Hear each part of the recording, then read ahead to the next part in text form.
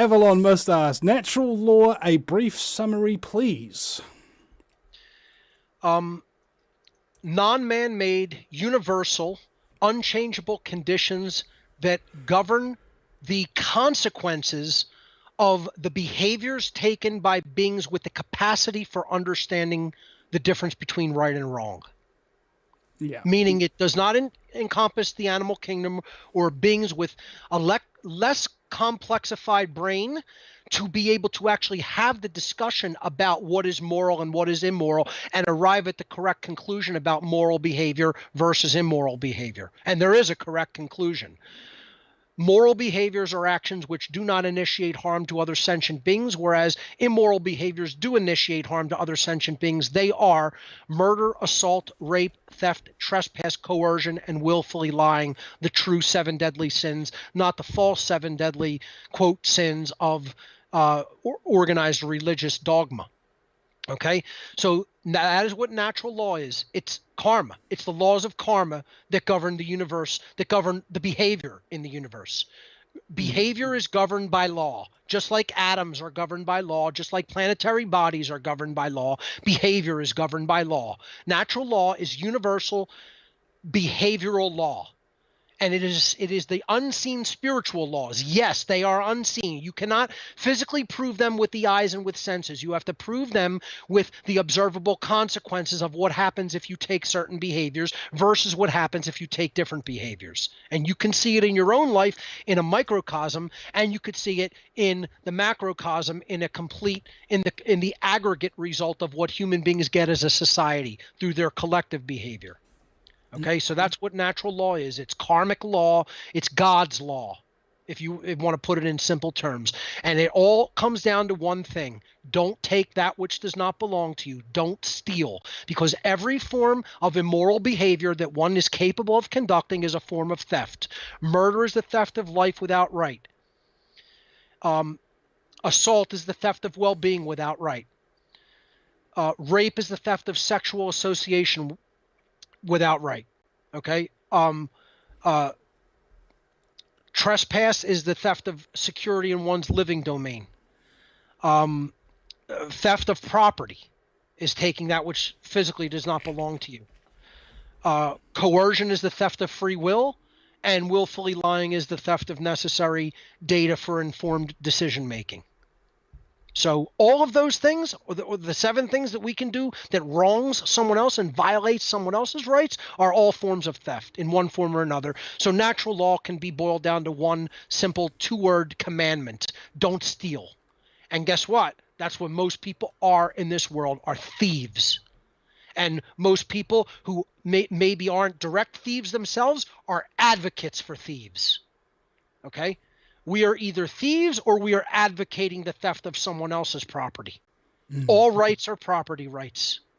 You know, it's just knowing it all comes down to knowing what's rightfully your property versus what is not your property, and not to take what is not rightfully yours. And unfortunately, most people in this world on this planet do not know the difference between those things and don't have a true understanding of actual objective morality in reality.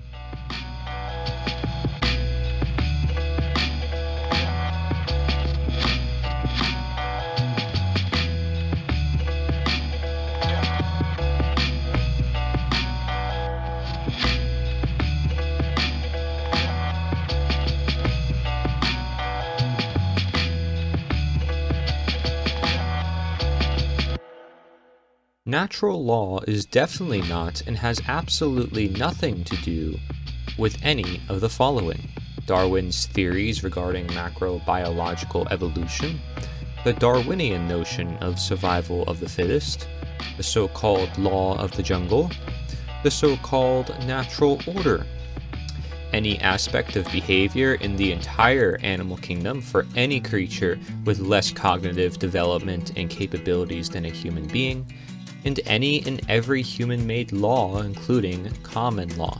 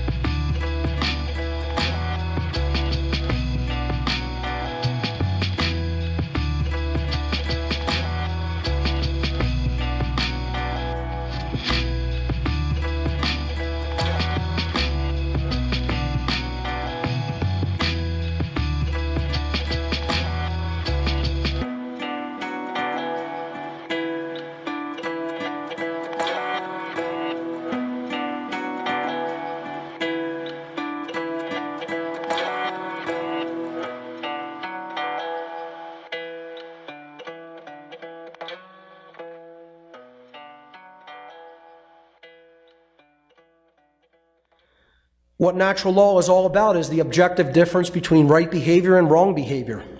I always tell people that, we use the same word to communicate the idea of correct and moral. We use the word right to communicate those concepts.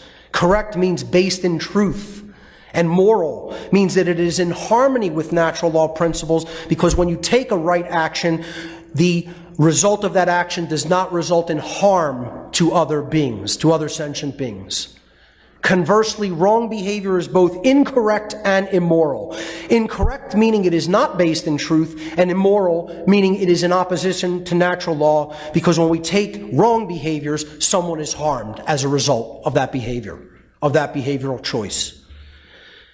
The problem is, folks, most people still in the year 2018, sad as though it may be to say, cannot properly define a right. They cannot give you the definition of what a right behavior is. And that's why we're losing our rights.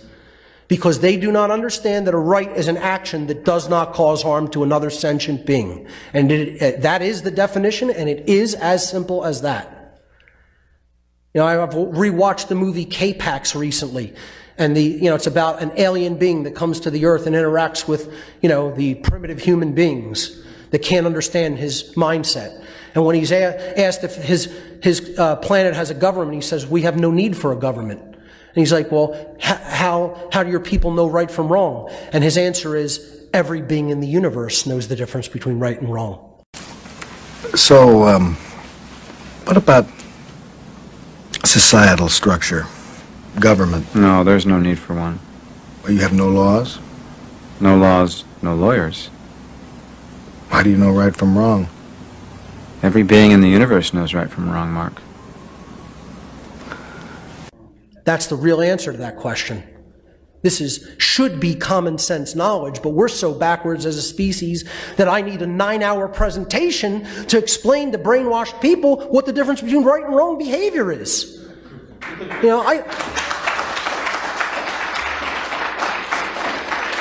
I've said in past presentations, sometimes I sit up at night and laugh at the ridiculousness of what I do. Really. I laugh at how ridiculous having to present basic information like this is. And yet the majority of human beings, it's falling on deaf ears. The following actions are examples of the initiation of aggression against others, which is what all wrongdoings are. These actions are violations against natural rights and therefore constitute violence. Murder, assault, rape, theft, trespass, and coercion.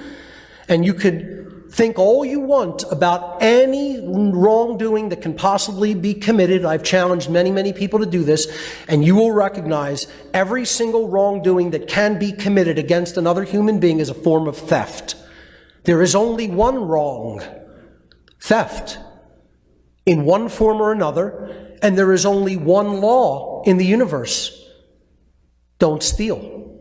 That's it. Every wrongdoing comes down to an act of theft, provably. Murder is the taking without just cause of the life of another, which does not belong to you. Assault is the taking without just cause of another being's physical well-being, which does not belong to you. Rape is the taking of another's free will sexual consent, which does not belong to you. Theft is the taking of property, physical property, which does not belong to you.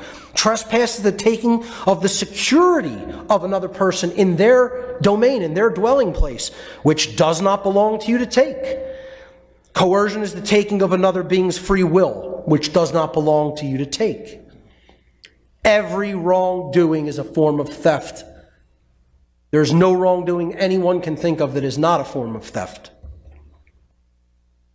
Natural law versus man's law. Natural law is based upon principles and truth which are inherent to creation. Man's law is based upon dogmatic belief systems which are the constructs of a diseased mind. Natural law is only ever harmonized with due to knowledge and understanding, or not harmonized with due to ignorance. Man's law, on the other hand, is only complied with due to fear of punishment. Natural law is universal. It exists and applies anywhere in the universe regardless of location. Man's law differs with location based upon the whim of the legislators who are making up these decrees and commands. And that is a form of moral relativism, the idea that we can decide what right and wrong are, that they are not objective and inherent to creation because they are based upon actions. Natural law is eternal and immutable. That means it exists and applies for as long as the universe exists, and it cannot ever be changed by any action that any being within the universe can do. Man's law, on the other hand, changes with time based upon the whim of legislators, which is also moral relativism. If a man-made law is in harmony with natural law, it follows logically that it is redundant, since it is stating a truth that is inherent, pre-existing, eternal, and self-evident, or it should be self-evident. Therefore, man's law is both irrelevant and unnecessary. If a man-made law is in opposition to natural law, it follows logically that it is both false, meaning it is incorrect, and it is immoral, meaning it is harmful. It results in harm to other beings. Or in other words, it's wrong. Therefore, man's law that is in opposition to natural law can never be legitimately binding upon anyone. Therefore, I say throw all of man's law out. We don't need it. We only need to understand and bring our behavior into compliance with natural law. That's it. And then we would experience a society based in freedom. Because as we engage in moral behavior, a society in the aggregate becomes more free. And as we engage in immoral behavior, a society in the aggregate becomes more enslaved. That is the natural law of freedom. There is a law that governs the freedom of a whole society. As morality increases, freedom increases. As morality declines, freedom declines. You humans. Sometimes it's hard to imagine how you've made it this far.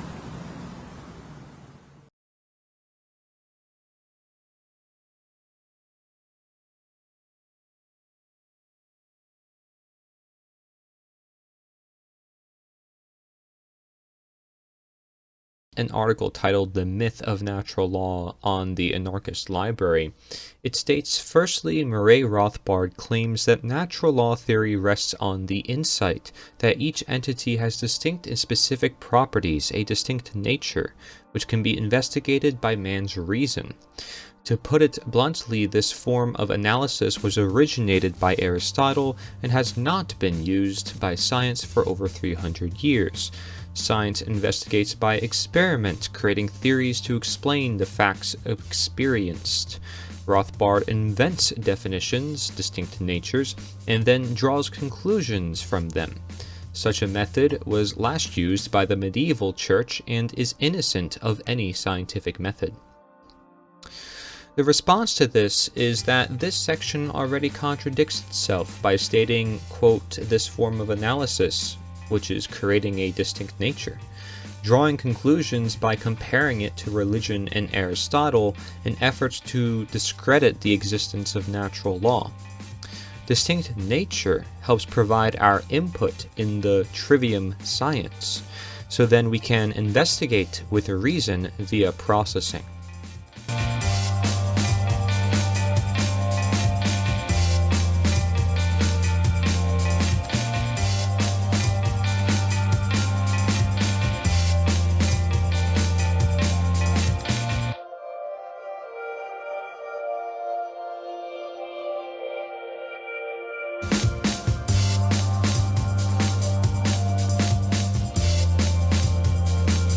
The article goes on to say, after defining certain natures, Rothbard starts to draw natural rights and laws from them.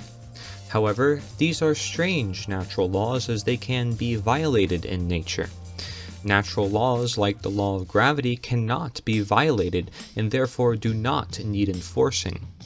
The natural laws the libertarian desires to enforce upon you have no such powers. They need to be enforced by humans and the institutions they create. Hence, libertarian natural laws are more akin to moral or legal laws. So why do libertarians use the terminology of natural law? Simply, it gives them the means by which to elevate their opinions, dogma, and prejudices to some metaphysical level where nobody will dare to criticize it or even think about it. It smacks of religion, where natural law has replaced God's law. In the latter case, it gives the priest power over the believers. In the later, the ideologist over the people he or she wants to rule. In response to this, a natural law violation is simply a wrong, an incorrection, that still takes place due to natural law. It is correlative with not having knowledge of natural law or right versus wrong. Thus, if one does not believe in gravity with the lack of knowledge and they jump off a cliff, they have made a violation or an incorrection. This is why violation is synonymous with ignorance and transgression. This is also why correction is synonymous with discipline and order.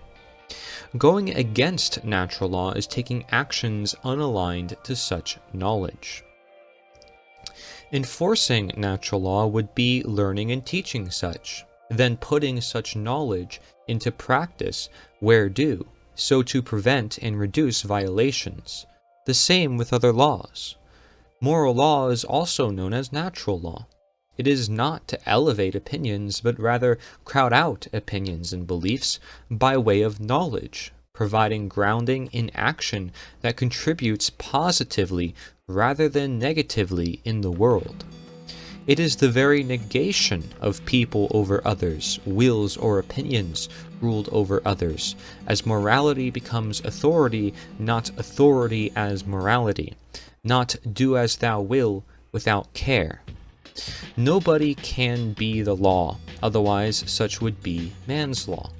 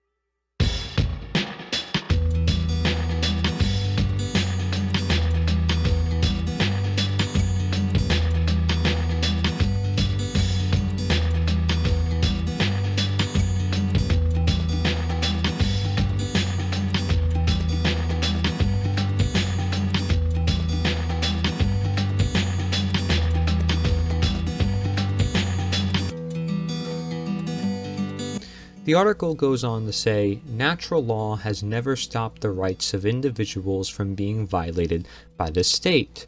They are as much use as a chocolate fire guard. If natural rights can protect you from the power of the state, the Nazis would not have been able to murder 6 million Jews.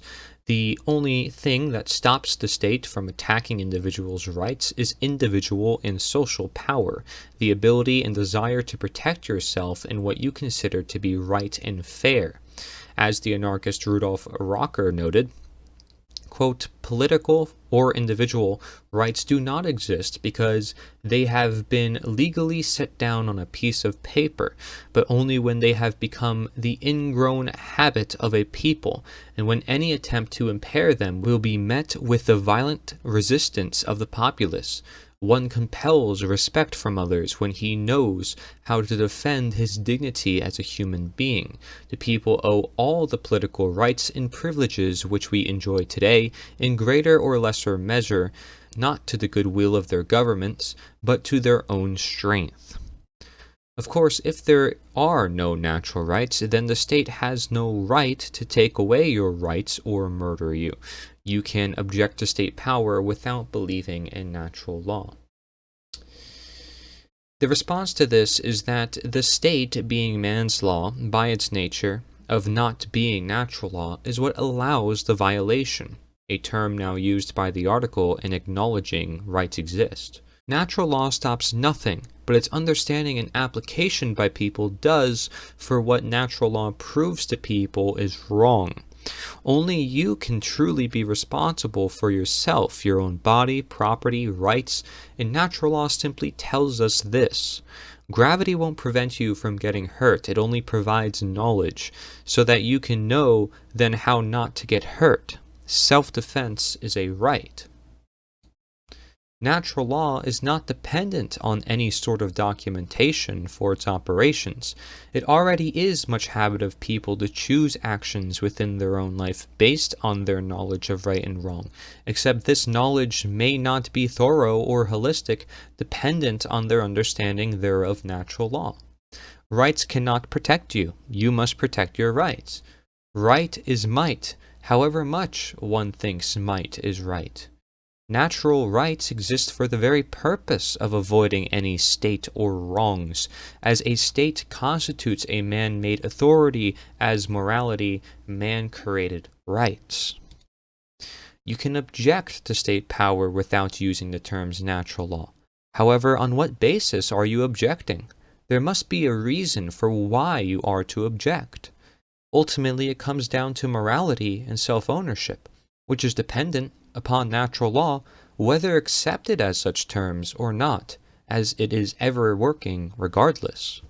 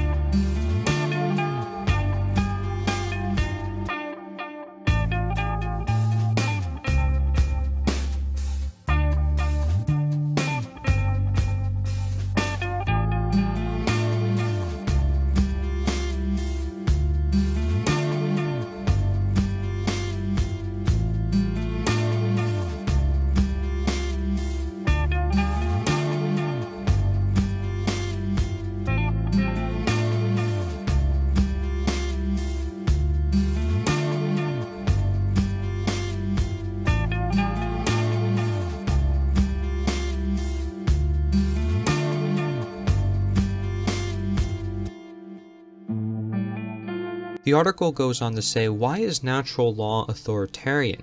Rights, far from being fixed, are the product of social evolution and human action, thought, and emotions.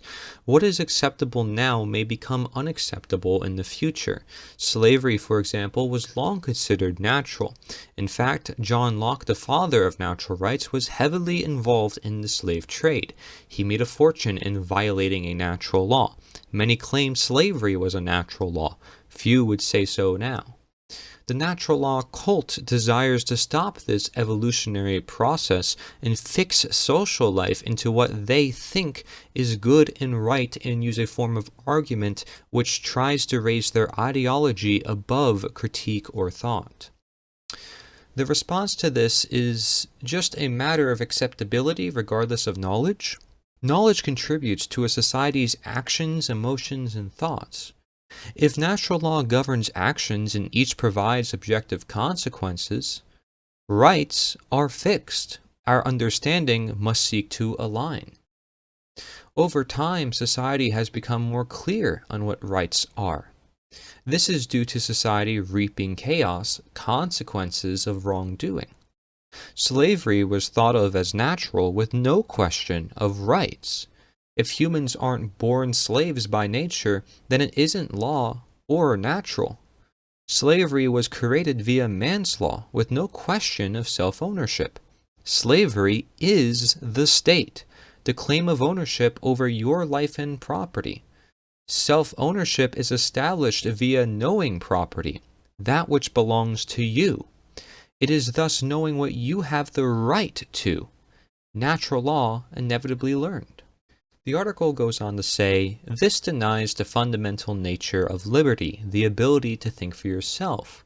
Michael Bakunin writes, quote, the liberty of man consists solely in this, that he obeys natural laws because he has himself recognized them as such, and not because they have been externally imposed upon him by any extrinsic will, whatever divine or human, collective, or individual.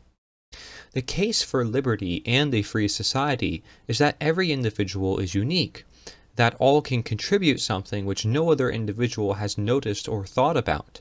It is this interaction of individuals which allows individuals, society, social customs, and rights to evolve, change, and develop. Natural law, like the state, tries to arrest this evolution. It replaces individuality with cold dogma, placing the individual under yet another god, destroying critical thought with a new rulebook. The response to this is that nothing is stopping anyone from thinking for themselves, other than themselves and their potential mind control via left and right brain imbalances or controlling ideologies such as religions, including scientism, money, organized religion, New Age, politics, etc. Natural law is not imposed, it is already present, an aspect of truth. Obeying natural law is knowing right versus wrong, choosing right. A decision a person can only ever truly make for themselves, just as responsibility lives truly with themselves for their own property. The case for liberty still persists. Uniqueness and opinion is great. Natural law simply teaches us not to impose such on others or commit and condone theft. Freedom is and provides possibility. Natural chaos within shall not be feared. How can natural law arrest like the state, without any means of violence? In natural law, there is no greater good or collective. Sovereignty is known, as individual rights is known. Thus, it never replaces individuality. Freedom requires knowledge or morality. Why you should live free. How to live free. Common sense requires knowledge or morality. Why should blank be done? How should blank be done? True freedom requires common sense, morality. What must be critically thought about murder? How about assault, rape, coercion, or theft? Natural law isn't a rule book, it simply and already is the rules. The article goes on to say, in addition, as these natural laws are the product of human as humans, they must be applicable to all humanity. Hence, the natural law cult desires to see one moral code dominate society. All other codes must be, by definition, against nature. That the dogma of natural law was only invented a few hundred years ago, in one part of the planet, does not seem to bother them, nor the fact that for the vast majority of human existence people have lived in societies which have violated almost all aspects of their, quote, natural law. If natural law did exist, then all people would have discovered this true law years ago. As it is, the debate is still going on, with, for example, fascists and libertarians each claiming the laws of nature and sociobiology as their own. The response to this is that natural law was not invented, nor was it termed a few hundred years ago.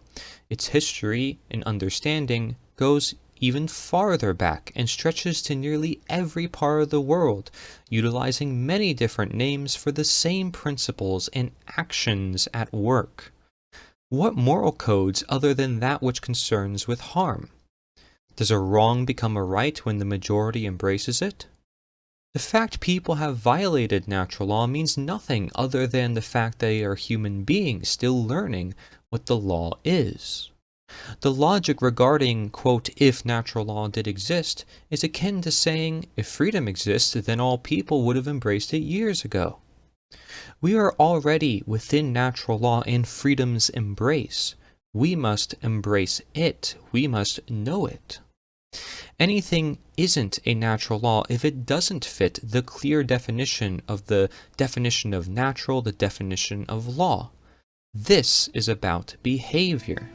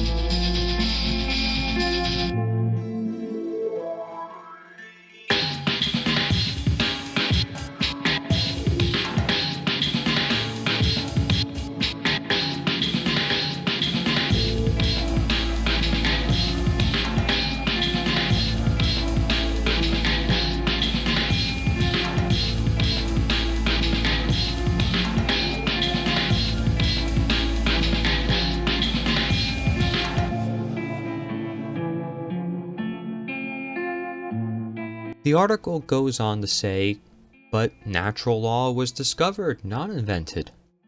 This truly shows the religious nature of the natural law cult. Let us take the law of gravity, for example. Newton did not discover the law of gravity. He invented a theory which explained the physical events experienced. Later, Einstein updated his theories into new theories, which again tried to explain physical reality. Unlike natural law, scientific laws are seen to be the products of human thought and can be updated and changed as our knowledge changes and grows. The natural law cult prides itself in that it is unchanging, being discovered centuries ago. No wonder that many natural law cultists support sociobiology, placing their laws into the genetic structure of humanity. As Murray Bookchin notes, sociobiology is suffocatingly rigid. It not only impedes action with the autocracy of a genic tyrant, but it closes the door to any action that is not biochemically defined by its own configuration. When freedom is nothing more than the recognition of necessity, we discover the gene's tyranny over the greater totality of life. When knowledge becomes dogma, and few movements are more dogmatic than sociobiology, freedom is ultimately denied. The response to this is that Newton did discover such a law and invented the terms to describe such a law. An awareness that may come of experience of something previously unknown is a discovery. It is seeing something at work, a recognition or acknowledgement. All laws of nature then ought to become known after discovered, which can take time. Natural law phenomena is unchanging. Perceptions capable of wavering. Natural law follows the same nature as scientific laws, however, not physical. How can knowledge be dogma? If the two are different, we acknowledge opinion, dogma, belief, subjectivity versus fact, knowledge, law, objectivity. If one recognizes freedom as individual property as right via natural law, it isn't denied. Freedom isn't free, as known by history. Freedom is necessary in morals for its ground.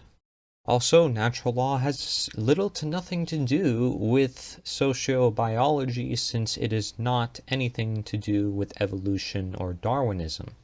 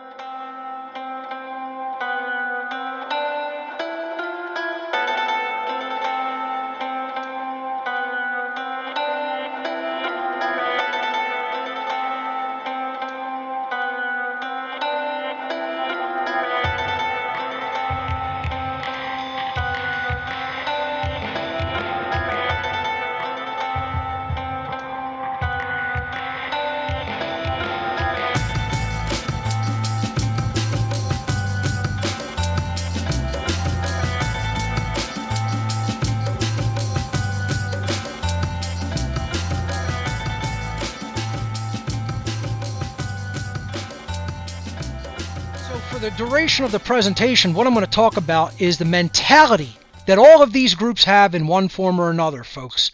See, it's less about identifying just the group and then talking endlessly about, oh, here's what the group does, here's what they think, here's who their funders are. I'm not interested in those 3D worldly things. To a certain extent I am. I want to learn about it. I want to know it. But this is not what is going to help us to get out and obtain true freedom. This is not going to help us to get out of slavery. We have to understand where these people went awry in their thinking, because it does comprise a big portion of people. And if we help them to understand where their thinking went wrong, then we can help them to come over to the true side of real anarchy. That is possible with a lot of work. So this section is what I call religion, still the one and only problem. So let's look into how this dynamic works. As I've said endlessly throughout my work and in many former presentations, religion is the problem. You know, people hear me speak about natural law as God's law. They'll hear me, mention the words of Jesus in the New Testament as a moral philosophy. That doesn't mean I'm religious, folks. I could take that as allegory. Okay, I don't need to believe in it as a religion. I'm against all religion, cultural or traditional religion, and otherwise. I'm against the religion of government, the religion of the belief in authority. I'm against the religion of the worship of money, etc. I'm against all these religions. I'm against the religion of solipsism. I'm against the religion of post-modernism. I'm against the religion of radical neo-feminism. You know, all of these things are religions that hold us back from where we say we want to go. Because that's what the word religion means. It's etymologically derived from the Latin verb religare. And religare in Latin means to bind, to hold back by tying, to thwart from forward progress. Religion is the head cage. It thwarts back our consciousness from forward progress, thwarts us back from our understanding of what is true. Religion is a system of sociological control based in unchallenged, erroneous, and dogmatic belief, which is specifically designed to hold back the progress of human consciousness. Religion is there to stop us from understanding natural law, to stop us from understanding the law of freedom, to stop us from understanding how true freedom manifests in our world. The social engineers don't want us understanding those things. They want us in a complete lack of understanding of how natural law really functions. They want us in a lack of understanding of how true freedom is actually created in our world. They don't want human beings understanding those dynamics. So they give us religion. And even that's euphemizing the term. What it really is mind control. Stop sugarcoating it and softening the language. It's not just religion. It's not just holding back consciousness. It's not just a clever marketing scheme or, trying to get people swayed to your opinion. It's mind control. That's what it really is if we're being honest with ourselves. And that's what it does. It puts our brain in the cage, the head cage, the brain cage. That which is going to put those bars up and stop us from progressing outward to understand natural law. So, let's look at the religions of the fake anarchists. All those factions I just described, left wing, right brain, no brain, and sold. Okay? All of those 6 factions or categories of anarchists, of fake-ass anarchists, right?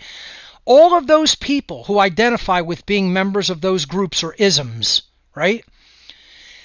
All of them had their mind controlled in a certain way. All of them had their thoughts swayed in a certain direction. All of them lost the thread somewhere along the line. They lost the plot. Okay? And these are the religions. What I'm going to be talking about for the rest of the presentation is their religious dogma that is going on in their minds. Religion is their only problem. But what are their religions? This is what we really have to clearly identify, folks. What are the religions of the fake-ass anarchists? And the first and foremost religion that is common to all of them, that is common all the way across the board with all 6 of those categories of anarchists is ego identification. Now, this is a term that I brought forward. Again, some of this is going to be review. There will be a couple of things that I haven't presented before as we move forward, but this is review to a large extent, because I presented about ego identification back when I first created What on Earth is Happening back in 2007 and 8. I gave lectures on ego identification as part of my first What on Earth is Happening series. And it's very important to understand what this is. It's a very critical dynamic. So this is a slide that I gave in What on Earth is Happening presentation number 1, first ever presentation. I actually gave this presentation in my own home, and it was recorded by friends, and then I gave it again at German Bookstore here in Philly, which is no longer there. That was over a decade ago. And this was my slide on ego identification. You know, you have the business suit guy who identifies with being, you know, a member of the company man. You have the Americans who identify with a state, a nationality, a political ideology, perhaps. You have the guy in uniform. He identifies with being a soldier, or conversely, it could be a cop identifying with that, you know, being a police officer. You have the family members identified with their role in the family, husband, wife, child, etc. And these are all just suits and roles and masks that people identify with and wear for a time while they're alive. You know, that guy gets fired from that job. Is he still that corporate, you know, suit and tie guy? You know, a divorce happens. Does the person still identify as husband or wife? That guy gets a dishonorable discharge from the service. Does he still identify as a soldier? It's for a time and a place. It's like any other outfit that we wear, any other costume. That's all it is. That's what ego identification is. But when people become crystallized to that identity and I completely identify it as that's who I am, that's not a role that I'm participating in, then it becomes dangerous, because that person is only going to think along those lines, and anything that contrasts with the little box that they've put themselves in is anathema and is not to be even considered. You know, that's what holds these people back from truth in many ways. They identify with, oh, I'm a cop, I'm a soldier. Anything that conflicts with that, I don't even want to hear or listen to. That's what makes it hard for them to absorb the truth. When it is spoken to them, they hear it as the enemy, because, oh, that goes against my belief structure in my institution or organization. That's what ego identification is. So seeing the world clearly and perceiving the truth about any given matter relies to a great extent on being able to stop identifying with any particular institution, group, role, job, or even personal identity. We have to see ourselves as not even just an individual, but we need to go beyond the skin suit layer of physical being and understand that we are an abstract of pure consciousness operating as a physical being in this reality. We are a spiritual being having a human experience in the 3D domain. That's true spirituality and an understanding of the higher self, the true identity as consciousness. And most people have never gotten there. They've never done the inner work to get there.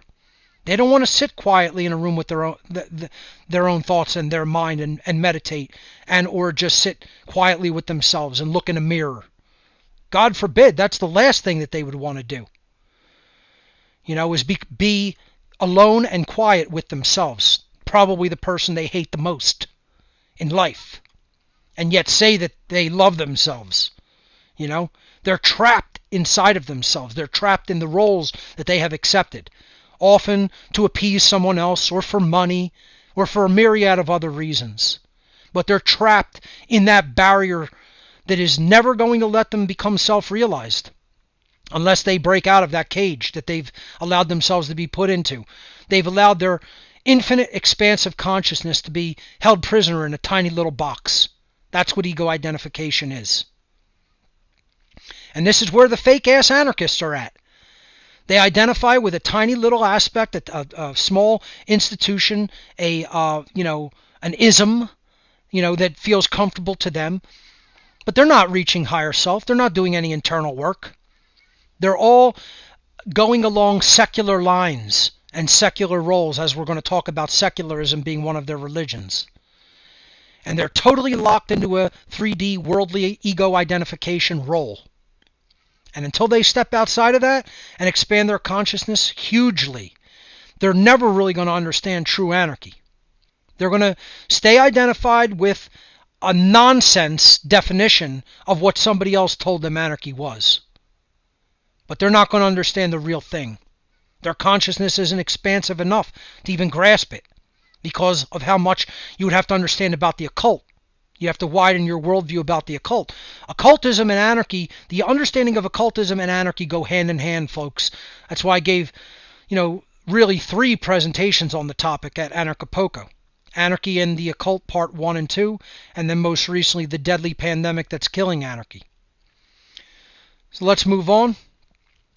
When one leaves the mind-controlled state of ego identification, that individual ceases to align themselves with relativistic roles in the program of human life and begins to align themselves with consciousness and truth itself. That's why I have no allegiance to any groups. I have no allegiance to any individuals. Not if they're standing in the way of natural law. If they're standing in the way of the understanding of natural law, I have no allegiance to them.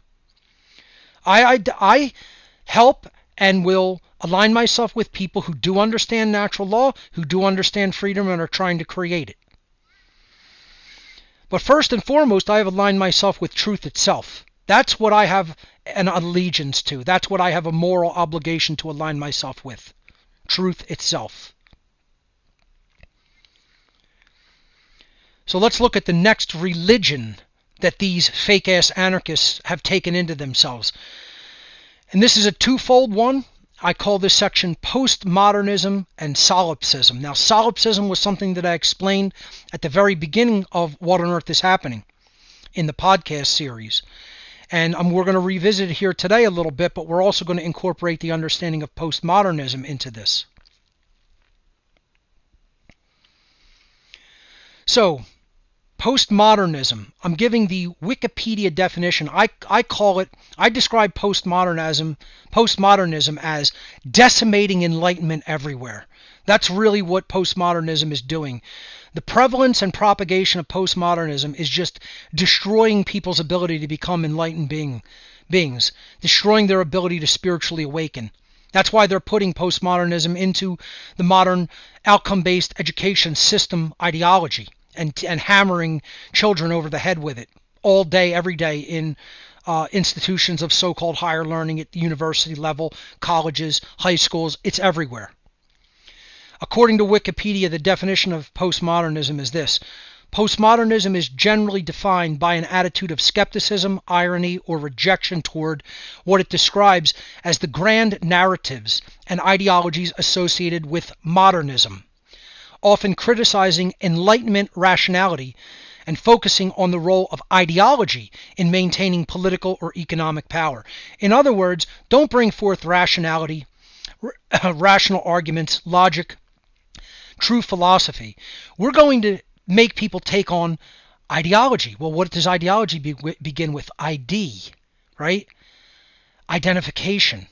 Identification with a political power or economic power. So that this is where identity politics comes from. It's really ego identification through postmodern thinking. That it doesn't matter about being right. Being right, oh, that's such an old notion. Don't worry about facts. Don't worry about being right. What do you feel about it? It's all feelings that determine what truth is to these people. And this is huge in the anarchist movement, believe it or not. Huge. All you got to do is do some social experiments and ask them. And a lot of them are postmodernists. Postmodern thinkers frequently describe knowledge claims and value systems as contingent or socially engineered, framing them as products of political, historical, or cultural discourses and hierarchies, meaning there is no real truth. Truth is relative. Oh, that's only seen as truth because the existing hierarchy or culture says it was so. No, my friends, there is such a thing as truth. truth is not just relative or based on, somebody's comfort level or feelings or whims or likes or dislikes or their perceptions of a thing. That's what they're trying to frame as this is how people should think. Everything is relative. Like the poster here says, all truth is relative, and then it's got a star, and then you read the star and it says, except this statement. That should show you how full of shit the ideology is. It's not even consistent with itself. They'll say, oh, this is true, and then you're like, oh, well, is it? Is there such thing as true, or is that just what you feel? Well, don't claim that something is true if it's all based on feelings and it can all be relative, because then nothing is true. This is how inconsistent postmodernism is, just like solipsism. And this is what they want everybody thinking like, because if you think like this, there's no such thing as truth, then of course by definition there's no such thing as morality, and then you go into the big destroyer of anarchy, which is what we're going to talk about soon. Because if people don't accept morality, they could never be free. They can't align their behavior with objective morality, and therefore align their behavior with natural law. Common targets of postmodern criticism include universalist ideas of objective morality. Again, they don't believe in objective morality. Universalist ideas of morality, truth, human nature, reason, science, language, and social progress. Basically, what they're saying there is they reject these notions. They reject that there is objective morality. They objective reality. They object that there is objective morality. They object that there is objective truth. I don't personally believe in human nature as, traditional culture defined it. I think of it as a programmable state that can be programmed for the good or it can be programmed for the worse, for ill and evil. But they don't believe in reason, even real science. They're against language, because they don't want real definitions of words. They want a word to mean whatever they can make it to mean and flip-flop the word definition week by week if they so choose. And even social progress. Accordingly, postmodern thought is broadly characterized, listen to this, by tendencies to self-consciousness, and what they really mean there is solipsism, the belief that only the self can exist, self-referentiality, epistemological and moral relativism, meaning that reality is relative and can be anything anybody wants it to be based on their feelings, and moral relativism. Morality can be anything anybody wants it to be based on their feelings. That's what epistemological relativism and moral relativism is. Pluralism and irreverence. This is postmodern thought. That's what it's called. Postmodern ideology. And this is a huge part of anarchist thinking. Fake anarchists. Even people who say that they're anarchists, and say that they're, I'm a real freedom anarchist. A lot of them believe in this. A lot of them are still solipsistic and postmodern in their thinking. Hand in hand with postmodernism goes solipsism.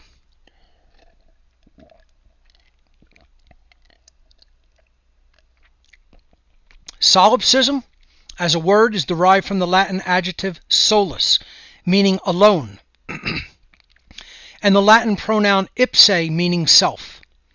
Solipsism is the ideology that only one's own mind is sure to exist. Solipsists contend that knowledge of anything outside of one's own mind is unsure. Hence, there is no such thing as objective truth. And nothing about the external world and its workings can actually be known or communicated to others. Imagine this. They believe reality is contingent upon whether they believe something is true or not, or are comfortable with its existence. Imagine being that egotistic. There can't be any more pure of a form of egotism than that. That reality works only because I say it works like that and I'm comfortable with it because it's based on my perception and there is no independent objective reality. Imagine believing that. Imagine having that high level of egotism. That is what solipsism is. The world revolves around my beliefs. It doesn't just revolve around me physically. It revolves around what I think. Because I may be the only one in existence and everything else may be an illusion. Imagine. This is what people are being taught, even in So-called anarchist communities. Fake-ass anarchists are often solipsistic, especially the left-wing faction. And often the right-brain faction, which are often very similar to each other. Solipsism is both a false religion and a defining hallmark of spiritual infancy. Departing from this diseased ideology is a surefire sign of the beginnings of human maturity and spiritual development. Those who are truly awake fully understand that objective reality does exist and that truth can be known. Of course, objective reality exists. Truth is that which is, because it has undergone the formality of actually occurring in the physical domain. And we can know that truth exists. There are truth discovery methodologies that I'm going to talk about. Of course we can know whether something is true or not. Of course we can determine the real from the false, the real thing from the illusion. Of course we can. Sometimes it may not be easy. It could be difficult work, but it can be done. Another religion of the fake-ass anarchists is atheism and scientism, two more religions. And these all stem from materialism, which we're going to talk about as a cause of some of these other religions. What the atheist so-called anarchists are doing is they're buying into polarization dialectics, okay? And let me tell you something, folks. Let me just state it here unequivocally. There is no such thing as an atheist anarchist. Sorry. Once again, get as offended as you like. Atheism is a religion. A true anarchist will have come out of and abandoned all actual religions. And atheism is just another religion, just like solipsism, just like scientism, just like materialism, just like secularism, just like postmodernism, just like communism, just like socialism. It does not matter. It's all religion. Atheism is just another religion that is there to prevent people from understanding natural law. Natural law is not a religion. It is the way things really work in nature. There is a science to its understanding because it is knowledge. Knowledge of it is possible. Atheism is a belief system that there is no higher power in the universe than humanity. And all atheists are doing, they're left-brain dominant individuals who are religionists in their own way, buying into the polarization dialectic of atheism versus creationism, or atheism versus religionism. I'm neither an atheist nor a religionist. So that upsets people everywhere. Well, what else is there? There's somebody who understands the truth about human spirituality and the truth about how natural law functions in the world to create human freedom or human enslavement.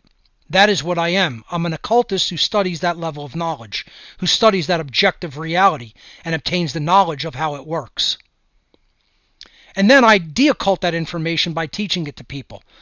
So if I want to identify with anything at all, I would say I am a de-occultist because I am obtaining the knowledge of how natural law works and teaching it to others. But let's look at the atheist prevailing worldview. It is that matter is primary and supreme, that God or spirit is non-existent, that the physical world is all there is, that only physical laws exist and no natural laws that govern behavioral consequences exist, that consciousness is either purely mechanical and electrical in the brain, or it is meaningless altogether and doesn't really exist, that we're just flesh robots, and that institutions of science are the sole arbiters of truth. There is no other truth discovery methods except that which government grant money funded science approves of and publishes. Conversely, on the flip side of this polarization dialectic equation, you have the religionist that is just like the atheist, but just toward the opposite brain imbalance. Their right brain imbalance toward religion. Their prevailing worldview is that spirit is primary and God is all-powerful, that the physical world is evil or should be ascetically shunned, that God demands strict human obedience to his arbitrary and often conflicting set of rules, that goals in the physical world should not be focused upon, but rather we should focus on the promised afterlife with God. That's the religionist mentality or worldview. And I have news for people on both camps, whether you fall into the atheist camp or the camp that believes in a religion, of any particular traditional religion and any savior, for that matter, that when it comes to the dynamic of true anarchy, neither one of these is going to get you there. They're going to hold you back because they're both religious forms of thought, and they are just going to hold you back from an understanding of what creates real anarchy, which is bringing collective or aggregate behavior into alignment with natural law, objective morality. Morality creates freedom. That's the law of freedom. As morality increases, freedom increases. Neither one of these things is going to tell you that, folks. Religion's going to tell you, do what Jesus says to do, or do what Abraham says to do, or do what Moses says to do, or do what Allah says to do, or do what, Muhammad tells you to do. That's all it's going to tell you. Follow what somebody else says to do. It's not going to tell you, obtain knowledge of how the laws of creation really work. Certainly the atheist isn't going to tell you that because he doesn't believe there's laws of creation that govern human behavior. Doesn't believe that there's universal laws about morality because the atheist doesn't believe in a higher power. So both of these things, they're not going to get you there. They're not going to get you to true freedom. That's why I say there is no such thing as an atheistic anarchist, and there's no such thing as a religious anarchist. Let me state that again. Get as offended as you like. It's true whether you accept it, believe in it, understand it, or don't accept it. It does not matter. True statement. Blanket statement. Blanket, true, eternal statement. There is no such thing as an atheist anarchist. No such thing. Does not exist, never has existed, never will exist, according to what I'm putting forward as the definition of anarchy. Anarchy is not just the understanding that there should be no rulers, that no one should be ruling anybody else. It's how the state of freedom is created in the physical, manifested 3D reality. And that only happens by aligning behavior to objective morality under natural law, which is put there by the creator of the universe. Those laws are not put there by man. They're not arbitrarily defined or constructed by man. Therefore, no atheist can be an anarchist, truly a true anarchist. They can make the claim to be an anarchist, but they're not really truly what that word truly means, what it is defined as. Morality creates freedom. And the true understanding of that comes through natural law and understanding that man is not the pinnacle of creation. There is a higher power than man that put natural law into effect, and we are bound by those laws of morality. Our state of freedom is hinged upon it and determined upon whether we obey those laws in the aggregate or we do not. Period. The end. And the second part of the statement, all people out there who identify with a religion, you can get equally as offended about it all you like. There is no such thing as a religious anarchist. There is no such thing as a person who is a true anarchist that is also a true religionist, meaning that they obey and identify with and believe in all the dogmas of a particular religion. One of these dialectics and polarities is equally as asinine as the other, as far as I'm concerned. So that makes everybody hate me. Go right ahead. Hate me. Don't listen. Turn it off. Say that I'm wrong. No, you're wrong. You don't understand the dynamic. You're incorrect. You're under mind control. You're buying into the polarization dialectics. That's how it really is. In objective reality, that's how it really is. I'm not wrong. I'm correct. All the people who are atheists who believe that they could be anarchists are incorrect. All the religionists who believe that they could truly be anarchists, you're incorrect. That's how it really is. Get as offended as you like. See, all the imbeciles out there with this slogan, no gods, no masters, this comes largely from the left-wing factions of anarchy and the left-brain factions. These anarchists using the slogan, no God, no masters, they're immersed in the polarization dialectic of atheism and scientism versus religionism, and they fall on the side of atheism and scientism. Such dialectical programming is deliberately socially engineered by the ruling class, the occult ruling class, to prevent an understanding of true morality and natural law, and to therefore prevent the emergence of true freedom.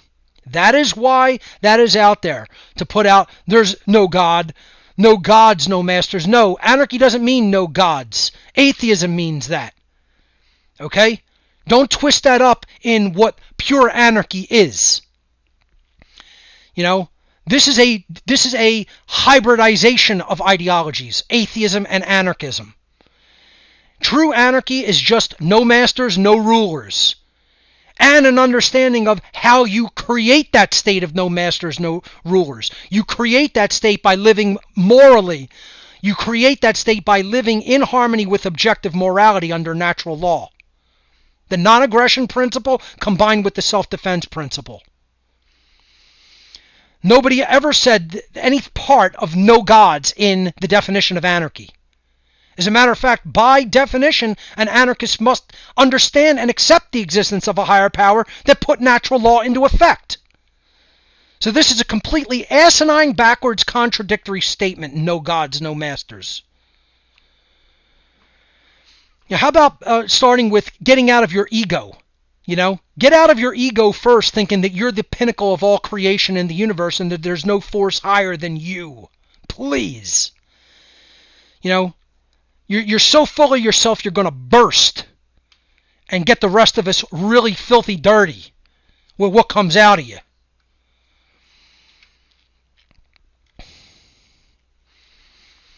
Conversely, the second part of this left-brain religion is scientism.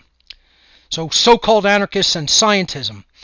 What is scientism? It's an exaggerated trust in modern scientific institutions to the extent that the individual extending such trust believes that these institutions are the only source of verifiable truth.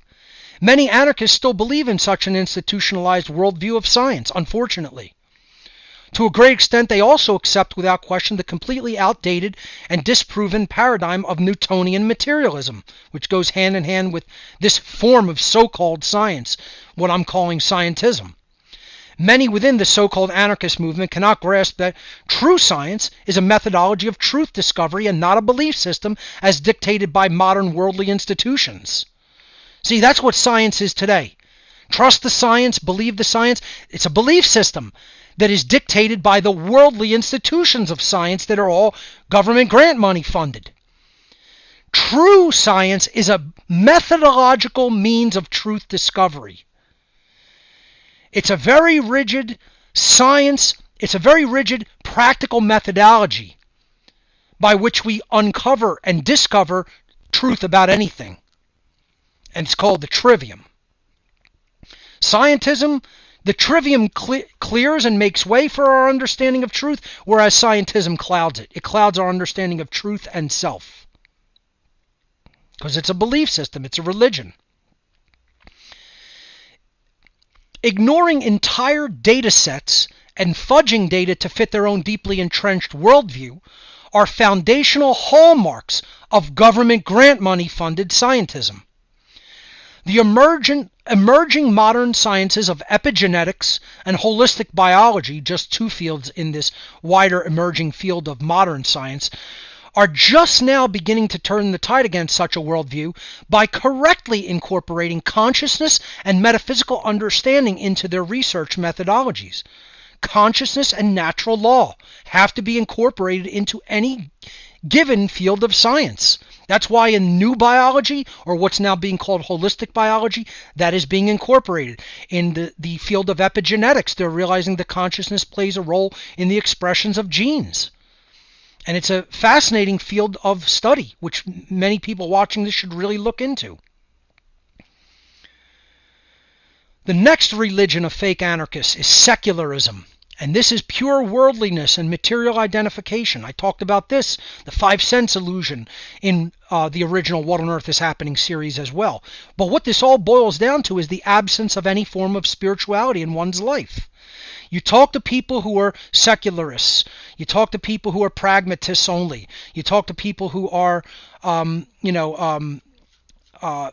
very rigid, atheistic, scientific, believers in scientism.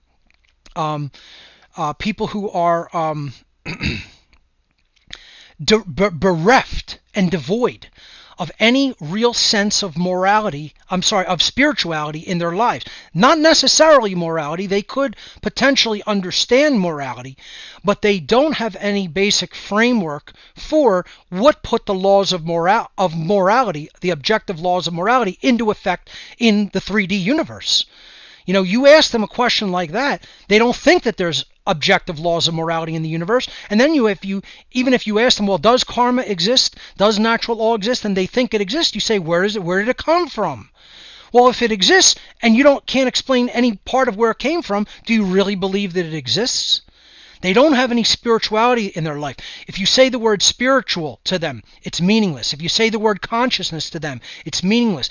They believe in this pure 3D form of consciousness and only identification with the material world and the five senses.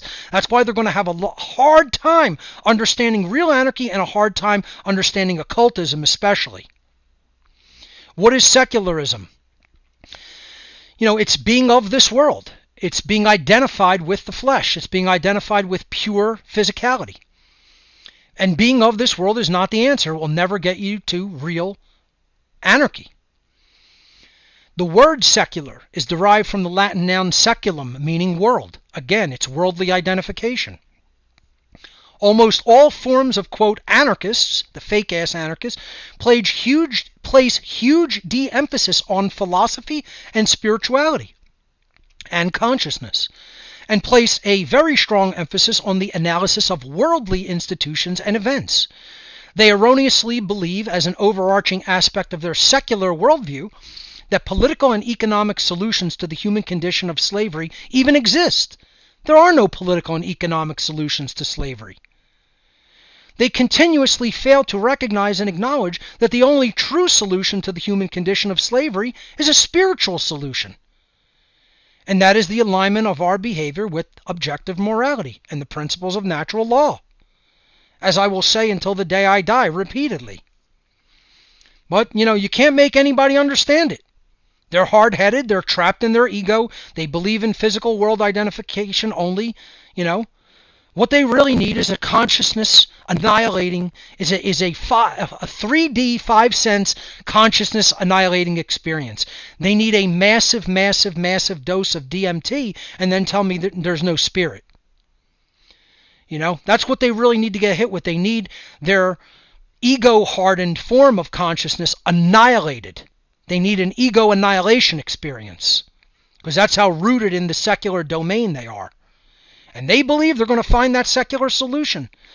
We just got to end the Fed, or we got to get the right political person in office, or, we got to get better effective methods of distributing technology or food. It's like none of these are the answer, folks. Going deep within and really understanding true spirituality such that we become beings that no matter what we are offered, no matter how much money or power or fame we are offered, or any other pleasure, we will not do immoral behaviors to our fellow beings. That's a spiritual solution, not a secular one. Another religion that people are trapped in that goes hand in hand with, the secularism is material identification, and no spirituality. So going hand in hand with no sense of spirituality in one's life because they're trapped in that secular state of mind, that secular mindset, is materialism. I call it the cornerstone of most forms of anarchism. So, how many people just got involved in anarchy because, I want government to have their hands off my money. I want the Federal Reserve to stop, devaluing my savings and my money, the money supply, so I could live more comfortably. How many people are all into the whole crypto aspect of the anarchist community, and that's all they're obsessed with, but they very rarely even talk about the philosophy, and especially the underlying spirituality of what anarchy really is. Too many. Way too many people are in this mindset. I've met plenty of them myself. They're all just into materialism and money. And a lifestyle. And anarchy is some sort of a lifestyle for them. This isn't a lifestyle. This is an entire worldview and mindset. It's not just something to graft onto because it seems cool at the time, and it'll make you more money, and you'll get involved in crypto. You know, this is a materialist worldview that too many people place as the cornerstone, the foundation. This should be a ancillary aspect of the anarchist movement, not the main part of it. The main part of it should be philosophical and spiritual, and aligning behaviors to morality. How many people really even talk about that? How many people other than myself have many people heard say, anarchy can only come about by aligning one's behavior to the spiritual laws of morality in the universe? You can count them on one hand, practically. It's certainly not the wide aspect of the movement, of the so-called anarchist movement. Most of them are materialists because they're atheists. And you combine these 5 religions with, what I just referred to as religions, these 5 ideologies that underline anarchy, so-called anarchy, the fake-ass form of anarchy, and they form what I call the perfect storm. The inverted pentagram swirling like a tornado, the perfect storm to generate the ultimate murderer, the ultimate all-destroyer of anarchy. And I've said it many, many times. You put all of these together. You build the foundation upon atheism, the belief that there's no higher power, and then scientism. Science is the only arbiter of truth. Scientific institutions, worldly scientific institutions, being the only arbiter of truth, right? No spirituality, pure materialism, leading to the ideologies of post-modernism and even solipsism. What does this bring forth into the world? This brings forth the juggernaut that has come to slay all anarchy. Moral relativism. This would be the heart. If these 5 corners are the points of the pentagram, if those 5 main overarching ideologies are the corners of the pentagram, moral relativism is its heart. That's the pentagon at the heart of the inverted pentagram. So let's look into what moral relativism is, and what I call the destroyer of all anarchy. Moral relativism, or the destroyer of anarchy, is the ideology or religion that objective morality does not even exist inherently to nature, and that right and wrong are subjective constructs which human beings may invent and arbitrarily decide upon according to time, location, circumstance. They're inventing them and they're arbitrating them according to time, location, circumstance, or preference. In truth and reality, morality is objective. Rights can never become wrongs, and wrongs can never become rights at any place or time, regardless of how many people believe or wish for it to be so. Right and wrong are objective and exist in nature, because the actions that comprise right behavior or wrong behavior are carried out in the 3D physical domain, in the realm of nature. So of course, the characteristics of those behaviors exist in the 3D domain, exist in the world of nature. They are not constructs that exist in the mind. Moral relativism is a construct that exists only in the mind. The belief that human beings are the arbiters of right and wrong. Well, if human beings are the arbiters of right and wrong, they can nullify rights anytime they want to also. It's a satanic mindset. That's one of the 4 overarching principles or tenets of Satanism. Moral relativism is tenet number 2, right behind egotism. Egotism, moral relativism, social Darwinism, and eugenics are the 4 pillars or 4 tenets, major tenets of Satanism. Well, this is one of them, and it is what I can call the destroyer of anarchy. You cannot be a moral relativist and be an anarchist. All moral relativists are destroying the potential for anarchy to manifest in the world. Any society of human beings that believes that there is no natural, objective difference between right behavior and wrong behavior, and believe that human beings may arbitrarily create or decide what right and wrong are for themselves, is a society that can never create true freedom by bringing their behavior into alignment with natural law, because they don't even believe natural law exists. They believe we get to arbitrarily decide and dictate what morality is. since the governing dynamics of human freedom are predicated upon the aggregate morality of a society, it is a total and permanent impossibility for true freedom or anarchy to ever exist in a society that embraces moral relativism. Freedom cannot ever exist in a society that embraces moral relativism. The last time I did social experiments to determine how many people in our society were moral relativists, we got the result the same as we always have: 2/3. 2 out of 3 people in the world are moral relativists. And that is why the world will never become free until that dynamic changes. Until close to 100% of human beings are moral objectivists, never expect freedom, expect enslavement. And that is the only dynamic that you not only will get, it is the only dynamic that you can get according to the laws of creation. You must live in enslavement if 2/3 of the society believes in moral relativism.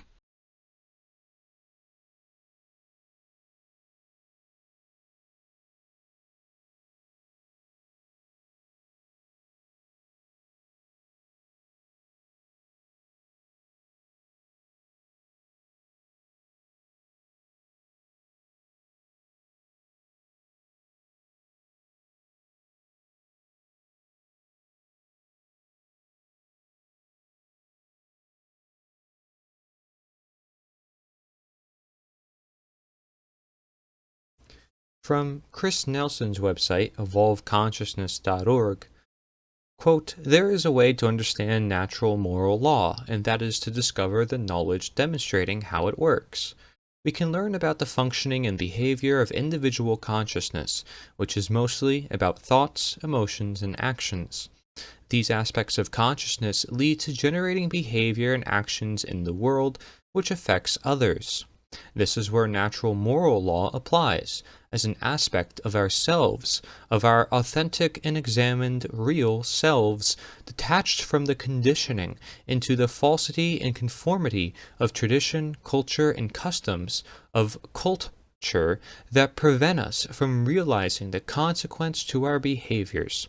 This realization and further actualization in alignment with morality is referred to as the true self, higher self, that can be brought about using a more developed true care, higher desire, doing things as a higher willed consciousness being that allows us to live as a higher consciousness being, who chooses to recognize the responsibility to live in morally better ways for other beings and ourselves as our true nature. This is our more developed and evolved human natural potential to evolve beyond the animalism and trap of the pleasure principle that lower order consciousness beings are more influenced by through a programmed aspect of living and surviving in amorality. Knowledge of natural moral law, morality, enables an understanding of the consequences to human behavior that would otherwise escape us in our selfish sole pursuits in life as carnal, fleshly, animalistic, lower base consciousness animals attempting to live amorally. There is an objective law for our behavior, otherwise there is no objectivity when it comes to our actions and behaviors, and we can do anything under moral relativism. Responsibility to natural moral law is not universally applicable to all beings in nature and does not become enacted as a reciprocal cause or effect force automatically, as does gravity or any other universal force. Natural moral law responsibility to behavior is applicable to natural moral law free will causal agents that are capable of understanding moral laws through the abstraction engine of higher order consciousness, while a reciprocity against a violation of natural moral law can be affected by any free will causal agent animal capable of feeling harm and pain created by those who violate their responsibility to natural moral law.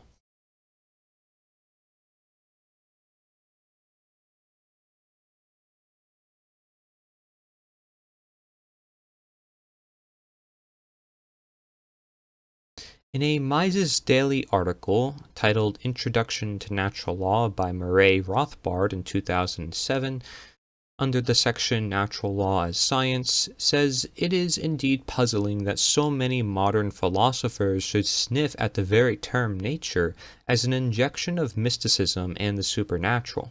An apple let fall will drop to the ground. This we all observe and acknowledge to be in the nature of the apple, as well as the world in general.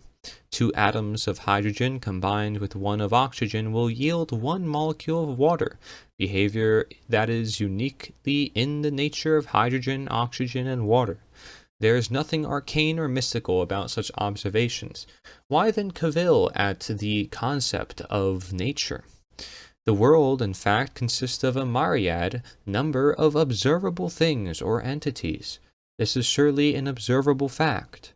Since the world does not consist of one homogeneous thing or entity alone, it follows that each one of these different things possesses differing attributes, otherwise they would all be the same thing. But if A, B, C, etc. have different attributes, it follows immediately that they have different natures. It also follows that when these various things meet and interact, a specifically delimitable and definable result will occur. In short, specific delimitable causes will have specific delimitable effects. The observable behavior of each of these entities is the law of their natures, and this law includes what happens as a result of the interactions. The complex that we may build up of these laws may be termed the structure of natural law. What is mystical about that? Also within this article, it states one common flip criticism by opponents of natural law is, who is to establish the alleged truths about man? The answer is not who, but what. Man's reason. Man's reason is objective. It can be employed by all men to yield truths about the world. To ask what is man's nature is to invite the answer. Go thou and study and find out. It is as if one man were to assert that the nature of copper were open to rational investigation, and a critic were to challenge him to prove this immediately by setting forth on the spot all the laws that have been discovered about copper. Another common charge is that natural law theorists differ among themselves and that therefore all natural law theories must be discarded. This charge comes with peculiar ill grace when it comes, as it often does, from utilitarian economists. For economics, there has been a notoriously contentious science, and yet few people advocate tossing all economics therefore into the discard. Furthermore, difference of opinion is no excuse for discarding all sides to a dispute. The responsible person is the one who uses his reason to examine the various contentions and make up his own mind. He did not simply say a priori, a plague on all your houses. The fact of man's reason does not mean that error is impossible. Even such hard sciences as physics and chemistry have had their errors and their fervent disputes. No man is omniscient or infallible, a law, by the way, of man's nature. In the book The Most Dangerous Superstition by Larkin Rose, he states another example of irrational statist doctrine is the concept of the rule of law. The idea is that rule by mere men is bad because it serves those with a malicious lust for power, while the rule of law, as the theory goes, is all about objective, reasonable rules being imposed upon humanity equally. A moment's thought reveals the absurdity of this myth. Despite the fact that the law is often spoken of as some wholly infallible set of rules spontaneously flowing from the nature of the universe. In reality, the law is simply a collection of commands issued and enforced by the people in quote-unquote government. There would be a difference between rule of law and rule of men only if the so-called laws were written by something other than men.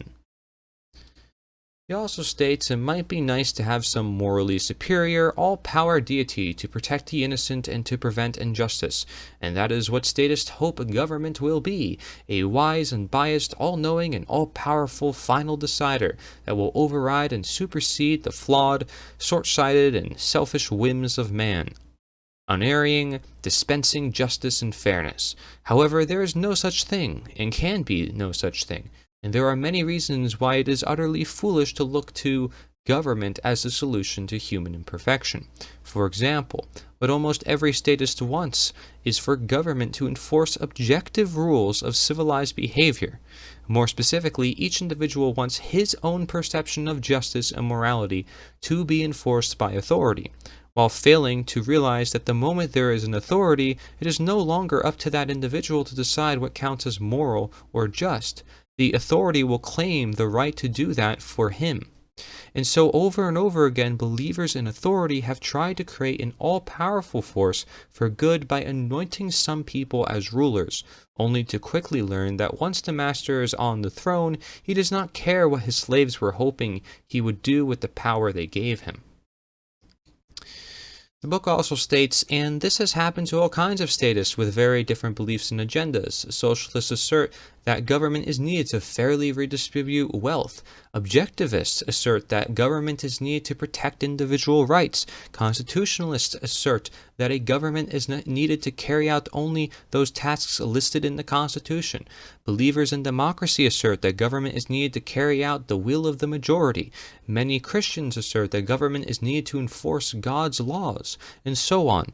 And in every case, the people end up disappointed because the authority always changes the plan in order to serve the interest of the people in power. Once a set of rulers are in charge, what the masses had intended for them to do with their power does not matter.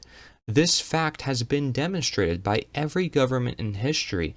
Once the people create a master, the people, by definition, are no longer in charge. The book also says the notion that man-made law can negate the usual rules of civilized behavior has some fairly terrifying ramifications. If government is not limited by basic human morality, which the very concept of authority implies, by what standards or principles would government action be limited at all?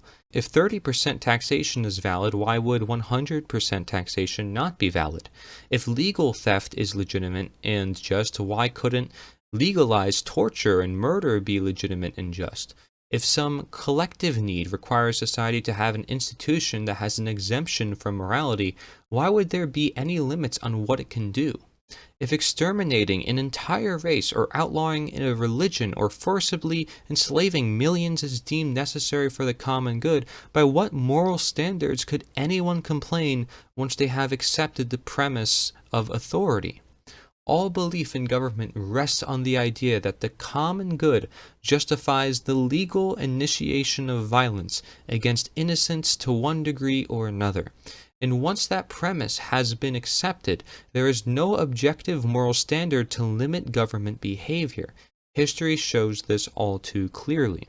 Almost everyone accepts the myth that human beings are not trustworthy enough, not moral enough, not wise enough to exist in peace without a government to keep them in line. Even many who agree that there would be no rulers in an ideal society often opt that human beings are not ready for such a society.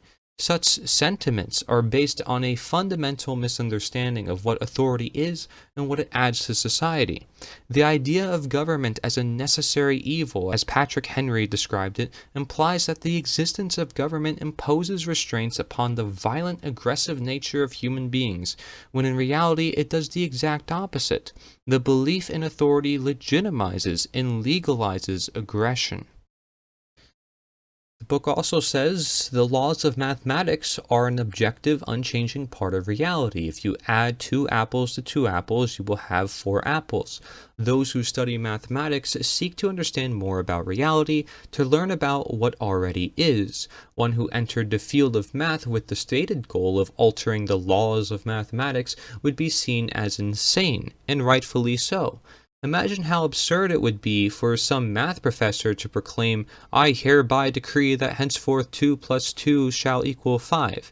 Yet such lunacy is what occurs every time politicians enact legislation. They are not merely observing the world and trying to best determine what is right and what is wrong, something every individual should and must do for himself.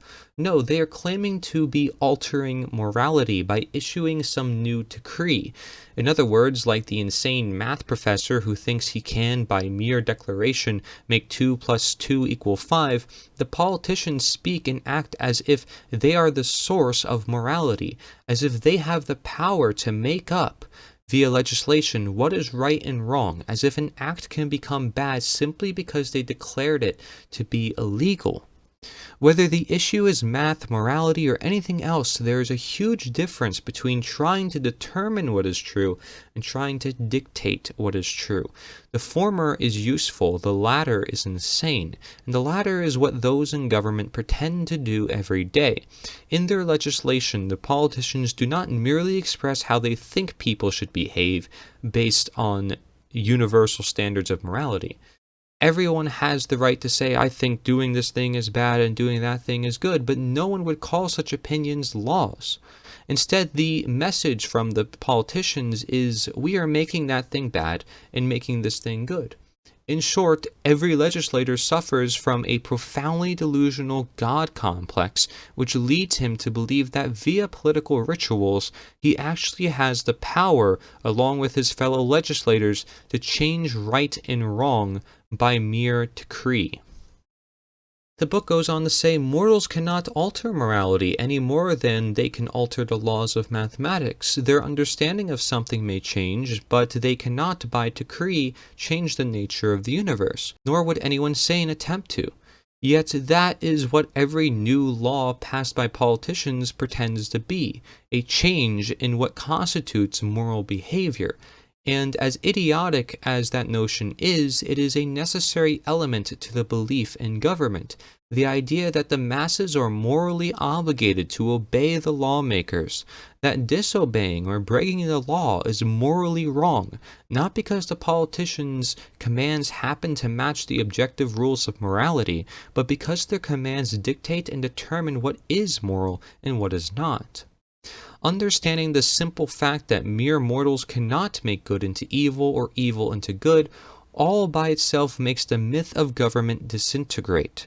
Anyone who fully understands that one simple truth cannot continue to believe in government, because if the politicians lack such a supernatural power, their commands carry no inherent legitimacy and they cease to be authority. Unless good is whatever the politicians say it is, unless right and wrong actually come from the whims of the politician gods, then no one can have any more obligation to respect or obey the commands of the politicians, and their laws become utterly invalid and irrelevant.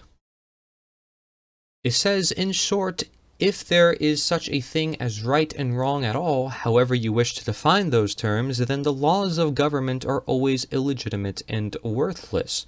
Every person is, by definition, morally obligated to do what he feels is right. If a law tells him to do otherwise, that law is inherently illegitimate and should be disobeyed.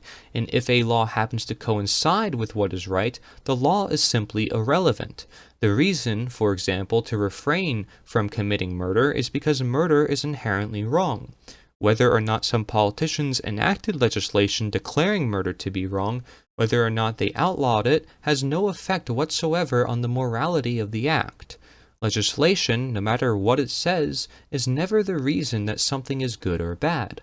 As a result, even laws prohibiting evil acts, such as assault, murder, and theft, are illegitimate.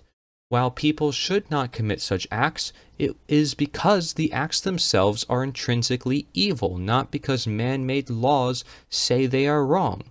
And if there is no obligation to obey the laws of the politicians, then by definition they have no authority. Returning to the math professor analogy, if the professor authoritatively declared that by his mere decree he was going to make 2 plus 2 equal 5, any sane individual would view that decree as incorrect and delusional.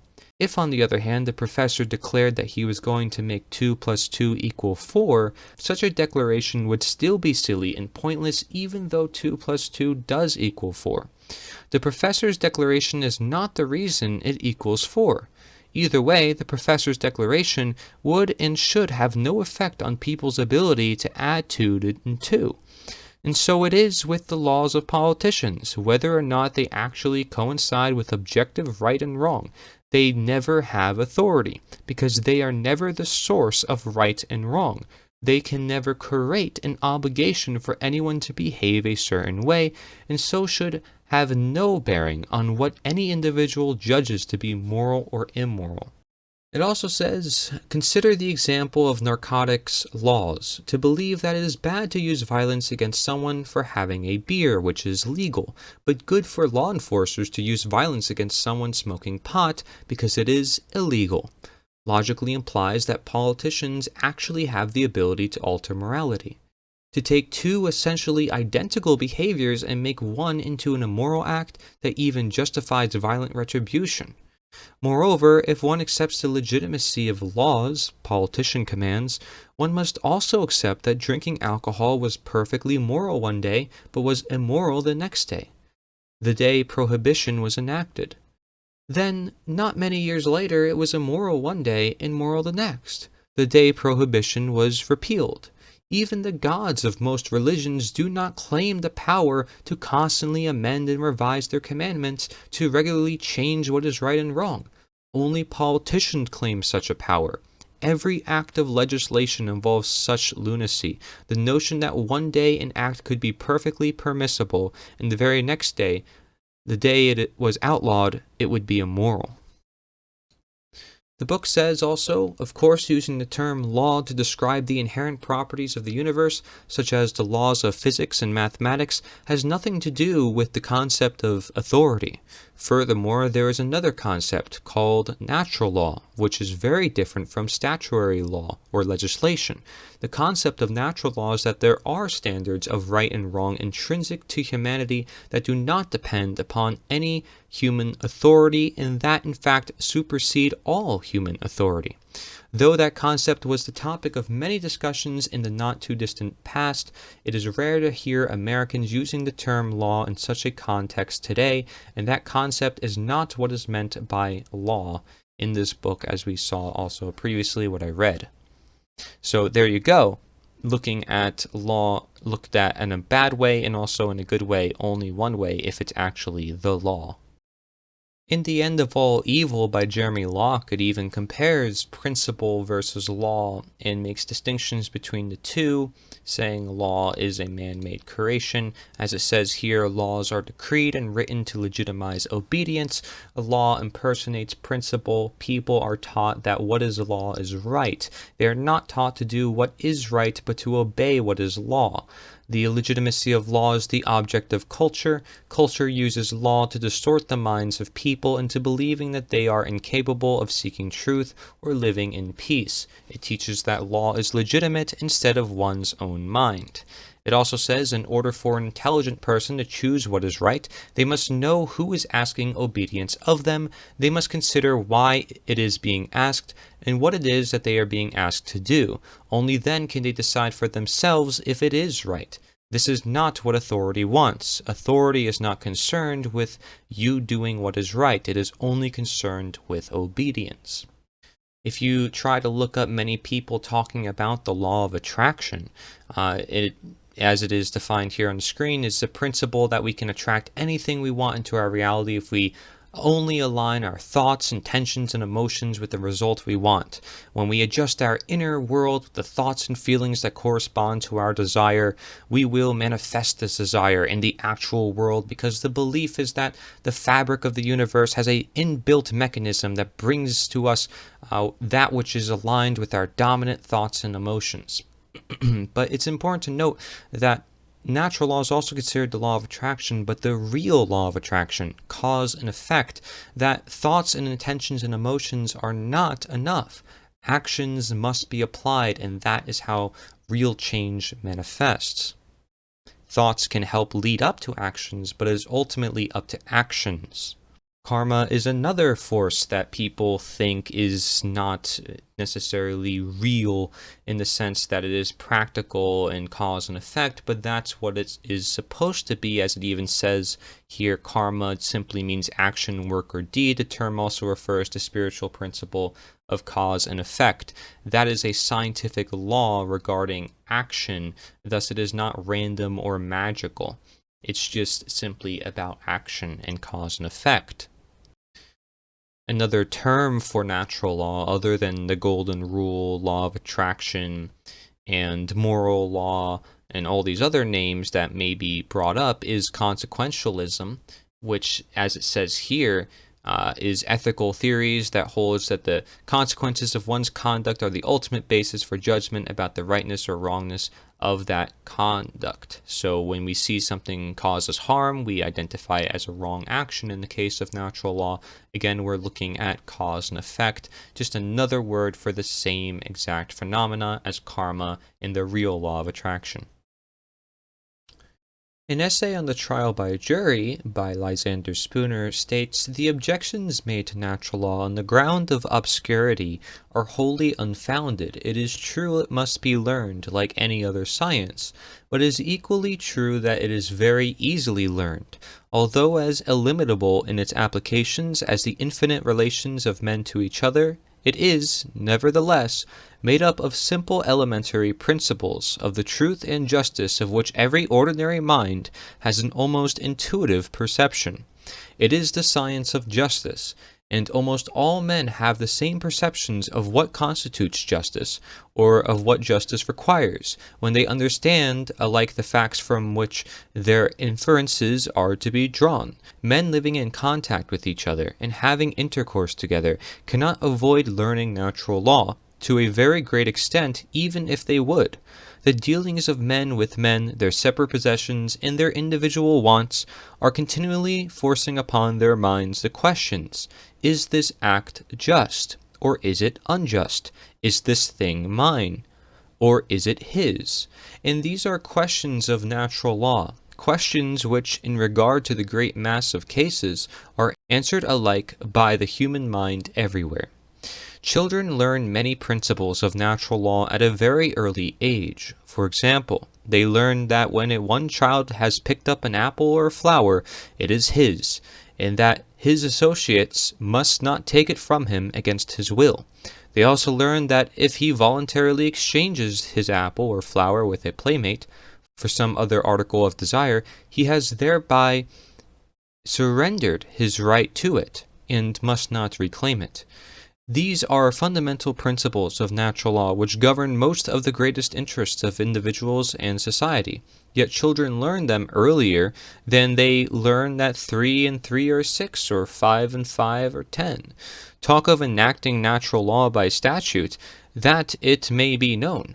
It would hardly be extravagant to say that in 9 cases in 10 men learn it before they have learned the language by which we describe it. Nevertheless, numerous treatises are written on it, as on other sciences. The decisions of courts containing their opinions upon the almost endless variety of cases that have come before them are reported, and these reports are condensed, codified, and digested, so as to give in a small compass the facts, and the opinions of the courts as to the law resulting from them.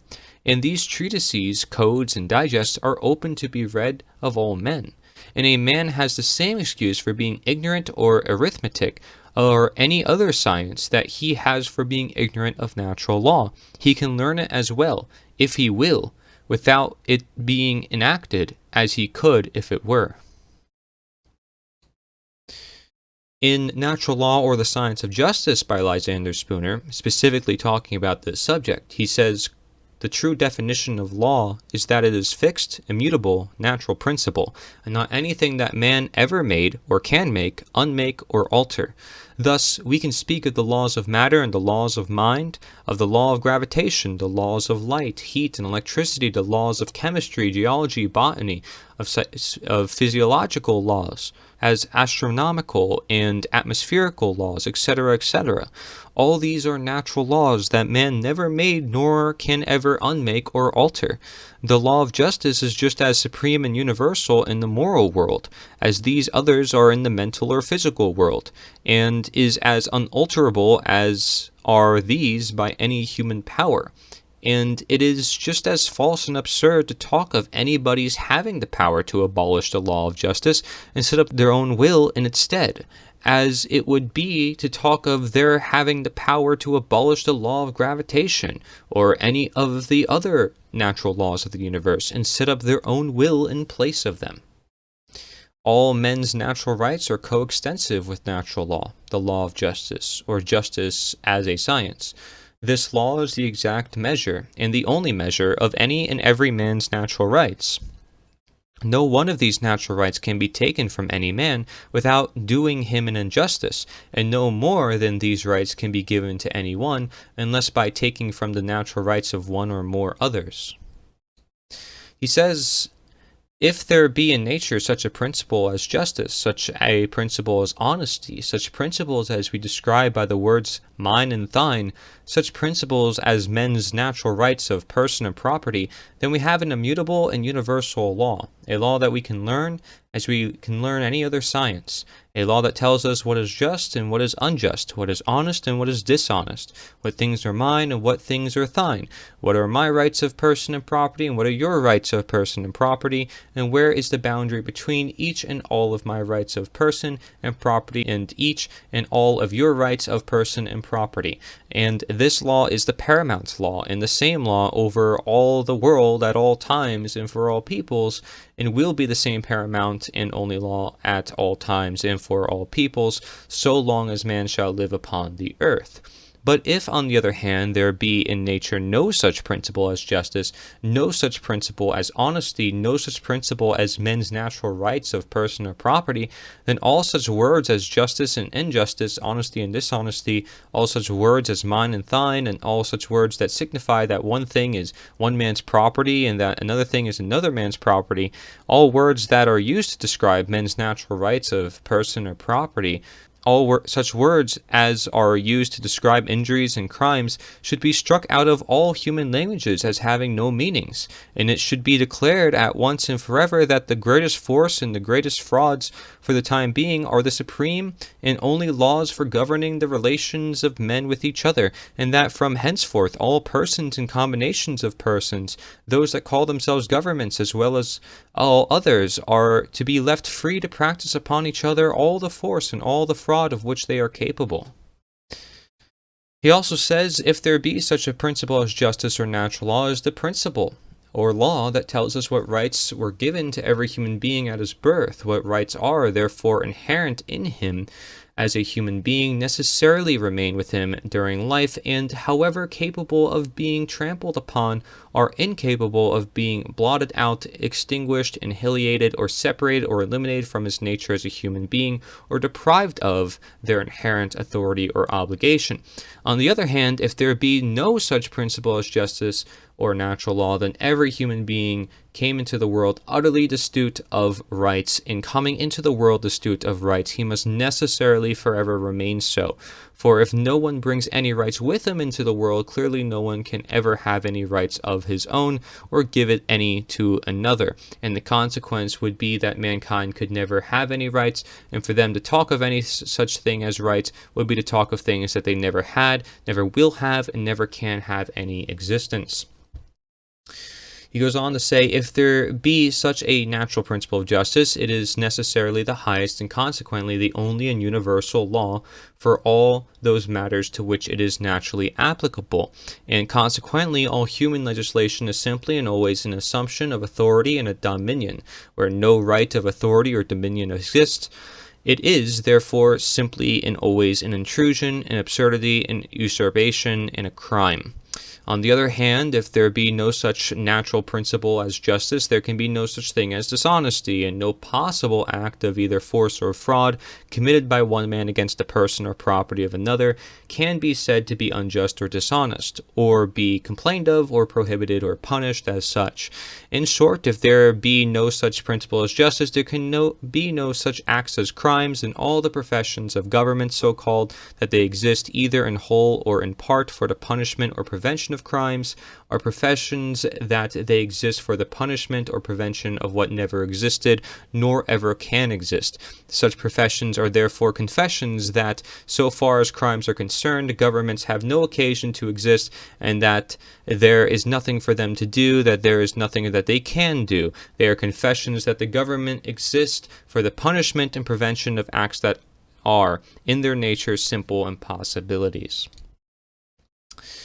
He goes on to say, if justice be not a natural principle, it is no principle at all. If it be not a natural principle, there is no such thing as justice. If it be not a natural principle, all that men have ever said or written about from time immemorable has been said and written about that which had no existence. If it be not a natural principle, all the appeals for justice that have ever been heard and all the struggles for justice that have ever been witnessed have been appeals and struggles for a mere fantasy, a vagary of the imagination, and not for a reality.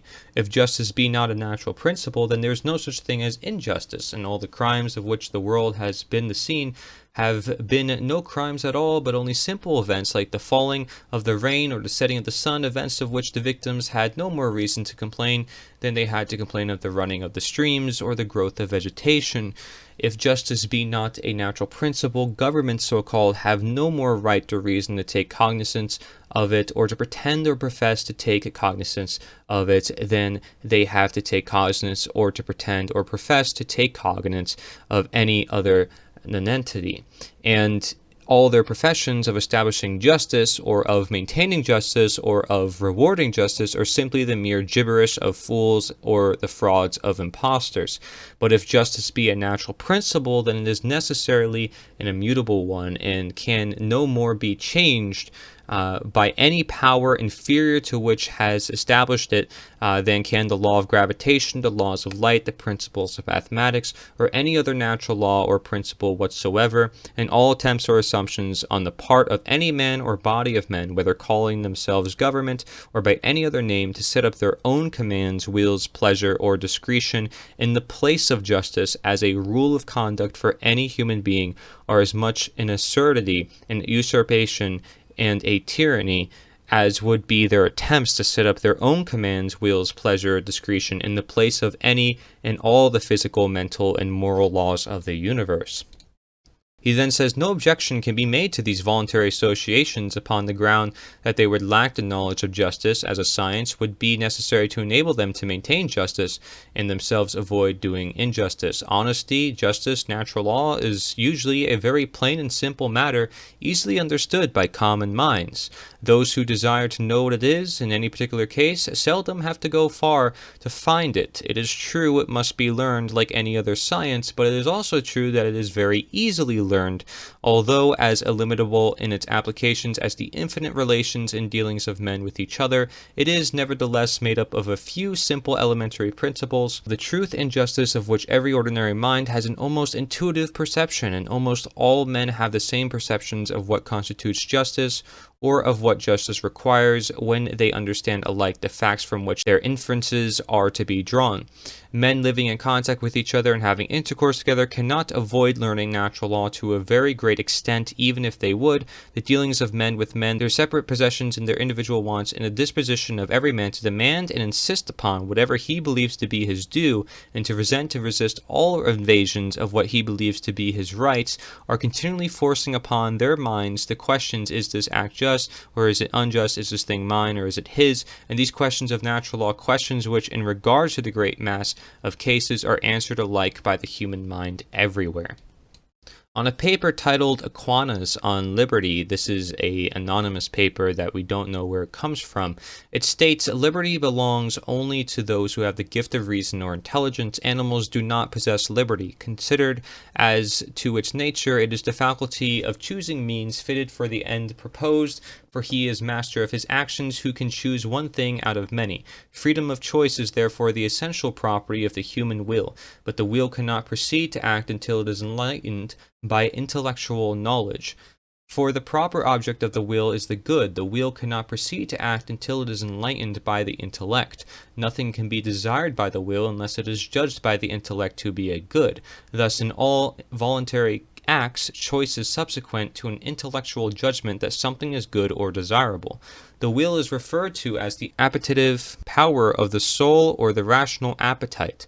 Like the intellect, the will is a spiritual faculty. It is the power through which an individual seeks to execute an act or attain to an object proposed to it by the intellect. The object of the will is always the good, and even in the election of evil it must be proposed to the will under the appearance of good. Anything chosen as a means is therefore viewed under some aspect of goodness. Therefore, because in all voluntary acts choice is subsequent to a judgment upon the truth of the good presented, declaring to which good preference should be given, it is an immutably true principle that human liberty depends entirely on intellectual judgments that conform to reason and the natural law.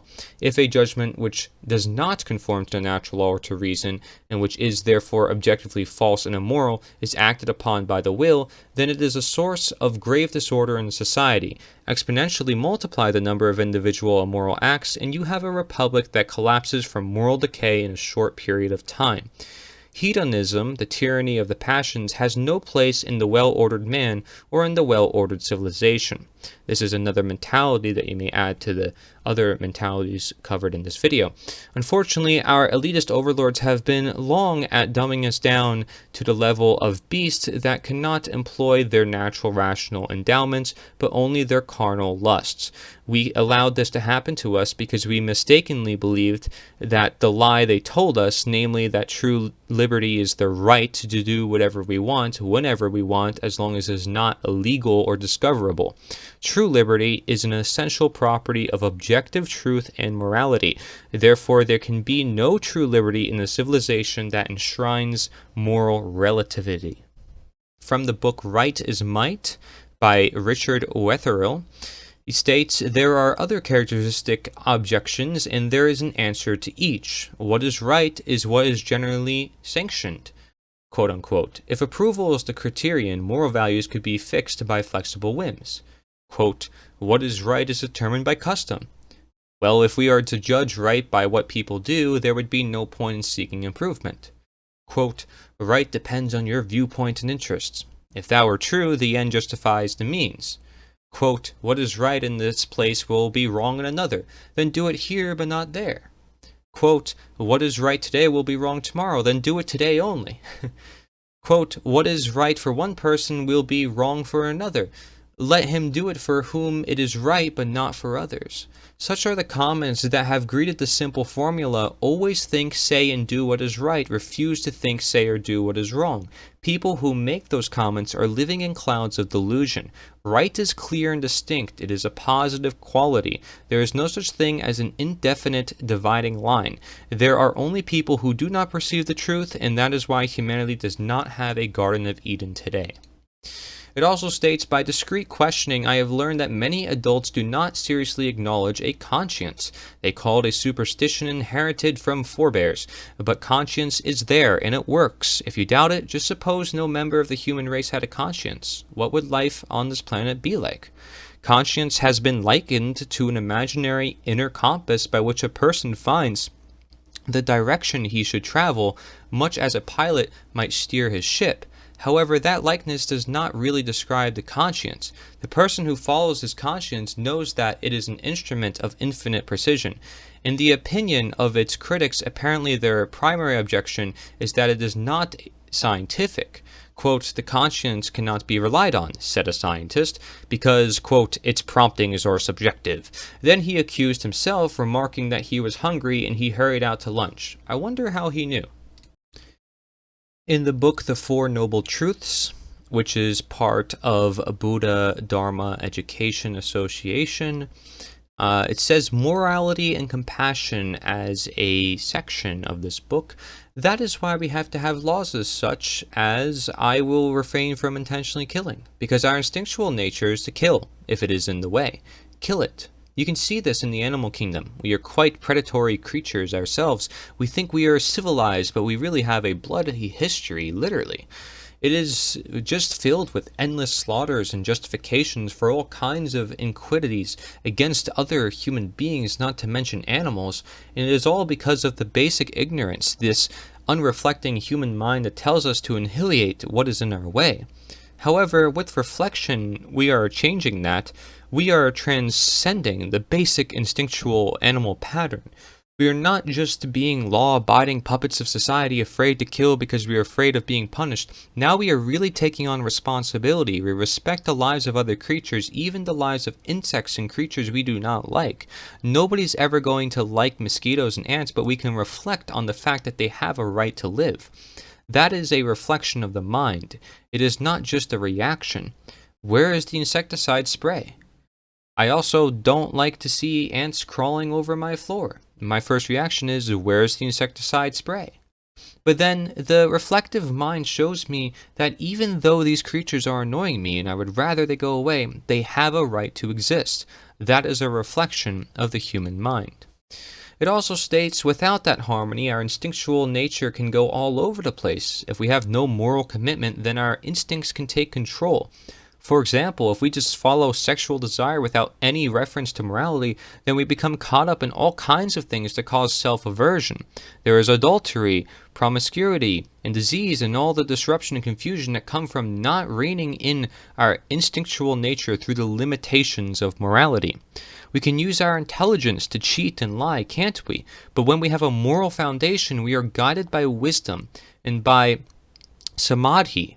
These lead to emotional balance and emotional strength. But we don't use wisdom to suppress sensitivity. We don't dominate our emotions by thinking and by suppressing our emotional nature. This is what we have tended to do in the West. We've used our rational thoughts and ideals to dominate and suppress our emotions, and thus become insensitive to things, to life, and to ourselves.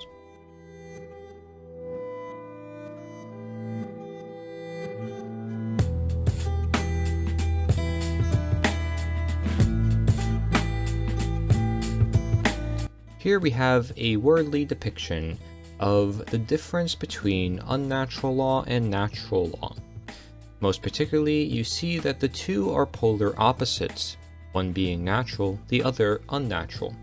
We're going to view both and first look at unnatural so that we could then understand what is natural. Unnatural law is the illusion, the myth, the superstition. We'll explain why as we keep going on. So, unnatural law, by its very definition, is man-made, non-inherent law. It isn't law because law, by definition, is an immutable and binding condition that is not created or changed by humankind. It is one that of science. And so, what is man-created is not universal, not eternal, and not immutable. Thus, it cannot be called law. It is law with a lowercase l, but it just simply isn't law. So then what we see associated with this unnatural law is the idea of archanism. Archanism is standing for rulerism, and that's the idea that there shall be masters, and thus because there are masters, there are slaves. And so, do you want to have a master or a ruler over your life? Archanism is the very notion that comes from statism that unnatural law constitutes. It is another word for man's law. Archanism is just rulerism. The fact that that law would have to rule over other people, the fact that certain people would have to rule over other people, that's what makes it an archon. So fear is one of those driving forces that contributes to people wanting to be in a state of control, because they cannot control themselves. So they seek it externally, and they don't know where to find control, so that's why they give it away, their own responsibility, their own internal control. They have a hard time maintaining that. So fear is in the process of imbalance, essentially, And this wanting for an archon figure is what contributes to the idea of the quote-unquote authority, as you see on the left-hand side. Quote-unquote authority, what that means is it's a fake authority. It's an authority figure that says, I must obey this person and follow their orders, their decrees, without questioning for myself if that order is actually right or wrong. And so you comply, and that's why compliance is right under it. You see that authority as legitimate, and that this person has a vested authority inside of them, something that you don't have, but you are morally obligated to obey. So this authority figure has a moral right to rule, and you have a moral obligation to obey. They are engaging in archonism for ruling over you, and you are engaged in statism for believing that they can rule over you. Violence is the primary tool used to create unnatural law and to maintain it. It is also known as theft, because any form of wrongdoing is a form of theft. Violence, hence a violation of rights. That's why it's also known as theft. Violence is needed for compliance. Otherwise, people will just leave a system that they don't want to be in. If people have self-defense, they can prevent violence. That is a principle that you can only get from natural law, is self-defense and non-aggression. The willingness to not create violence in the world in combination with defending yourself against those who do violence upon you. And you can also defend other people from which violence is going to be imposed upon them. Unnatural law is also the illusion. Since it's unnatural, it's not real. Thus, it is something that we see as real, and thus we partake in. Unnatural law is not really a thing because of that. Now, we see ego associated with unnatural law as one person is able to grow in power over other human beings where that power corrupts naturally because they're not supposed to be in such a power over other human beings. This may sound like a hierarchy to you. It is a hierarchy, but it is not all hierarchies. All hierarchies are not bad. There's many hierarchies throughout nature. Government is a particular hierarchy of which violence is used for compliance, and it is not consensual, it's not voluntary. It is very different from that of an everyday hierarchy, whether it be in the workplace or in the school system, etc. So, justification. Oftentimes, people want to create a right rather than understand what is a right. They want to dictate what the law is rather than understand what the law is. And thus, that's the whole action of unnatural law. It constitutes an action. It's either you're for what is reality or you are for what is an illusion. Based often as well, if that illusion is based on the learnings that you were taught at a very young age. So you may bring that with you into old age if you were taught that from a very young age. Now, ignorance is part of the process, especially of fear. When you are in fear, it's hard to really think because your instincts take over and you become ignorant of the aspects that come to your attention. Often because also it's being crowded out by other forms of knowledge, and that may be considered negative knowledge, which could be even more dangerous than ignorance. It's the wrong knowledge, the knowledge that deceives you. So deception. Okay, when someone tries to make a justification for something, they're trying to make something right that isn't necessarily right, so you can't make a right a wrong, and you can't make a wrong a right. Self-loathing is the psychological condition of which there is a lack of self-respect. This can happen in order followers and people who are compliant. Many other psychological conditions can happen as well, like Stockholm syndrome, and there's many others. Peer pressure, bandwagon, propaganda, all these things are going to affect an individual's psyche, and that will influence their decisions and actions they make in life. Is it based truly on their own conscience, their own freedom, their own decisions, or somebody else's for them? And they're living on behalf of someone else's will. So unnatural law also constitutes immorality and wrongdoing. The reason why is by its very nature, again, it imposes violence. Without the violence, it doesn't even exist. And especially also as a belief system, to keep people in such a system, and so they can think that that violence perhaps is legitimate.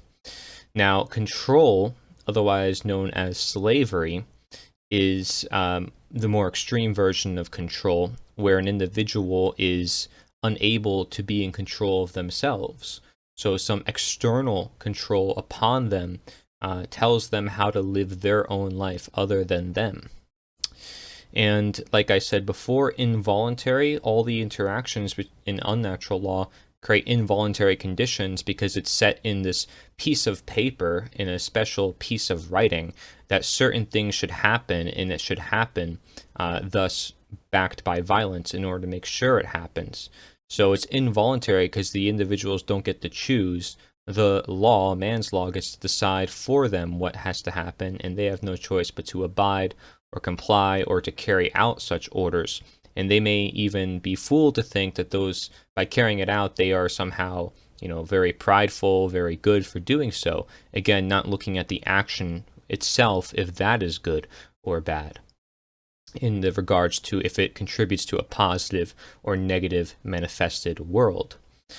Now, confusion also happens then, of course, with the lack of knowledge and with ignorance. Confusion is inevitable, especially if you can't control yourself. You don't know who you are or what you're going to get into. You don't know what chaos awaits in the world. You know things perhaps may be troubling and not right because you're in fear, but that then leads to your confusion. And that confusion is unsettling, and thus you're always looking for a gateway out, not necessarily being able to truly settle and ground yourself and look at the bigger picture. Chaos and evil is essentially the resultant of unnatural law, as we see through history, with democide and slavery happening over and over and over again, even by countries through which their attempts to set up a country has always been on a moral foundation, or saying that they are not going to fall and that they have the perfect form of government. It seems as if that never works because, by government's very nature, by unnatural law's very nature, it always ends up on evil. It always ends up being immoral because it is immoral, it is evil. And so, especially when you combine the idea of slavery, of violence, of compliance, of involuntary relationships, would you expect evil? Would you expect chaos? People not knowing what's happening, and then when they're given the littlest bit of freedom, they go crazy, and then people are confused, and if they're still stuck in a belief system such as statism, they go back onto unnatural law just in another form, still not recognizing the bigger picture, that unnatural law itself doesn't work. Of course, I'm referring to the many attempts through history to keep recreating different forms of unnatural law when it's still unnatural. Government itself is the same thing that you may refer to as authority, this idea that somebody else can control you, govano mentis in Latin, mind control, one may even say. It's a very important dynamic to understand the difference between government and self-government. Self-government, again, means sovereignty and controlling your own mind, then, by the logic. So what would not be self-government? Just government would mean somebody else in control of your own mind. So self-government is the truth here, but not democracy, not forms that proclaim to be self-government, when still you're trusting other people to do things for your own life, or saying that they know the greater good for the rest of everybody else and should still impose their will upon everybody else. Social Darwinism is a very high aspect of unnatural law that a lot of people think is natural law, but it isn't.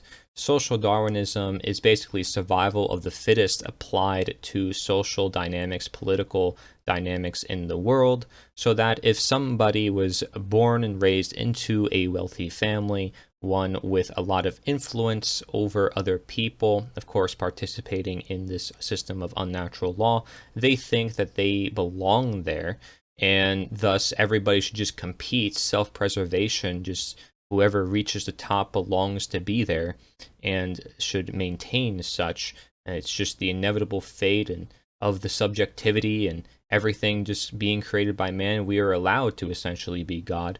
is what it's saying. And so because the fittest of their genes and their ancestors brought them to where they are, they feel like they ought to remain in such a position, again, regardless of the actual morality of the issue, regardless of natural law, which is why unnatural law manifests. It, again, ignorance.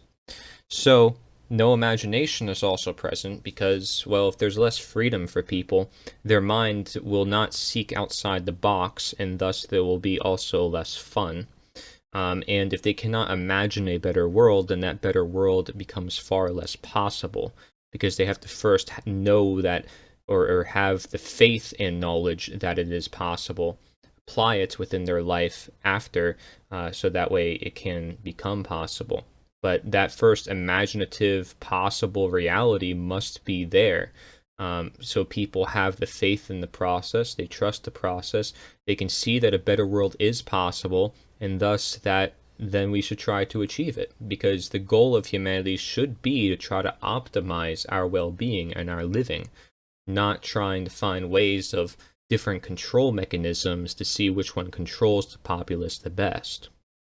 So belief base is ultimately the base of unnatural law, because there is no knowledge within it if it's based entirely on the opinions and whims of man. Again, not universal, not timeless, and not immutable.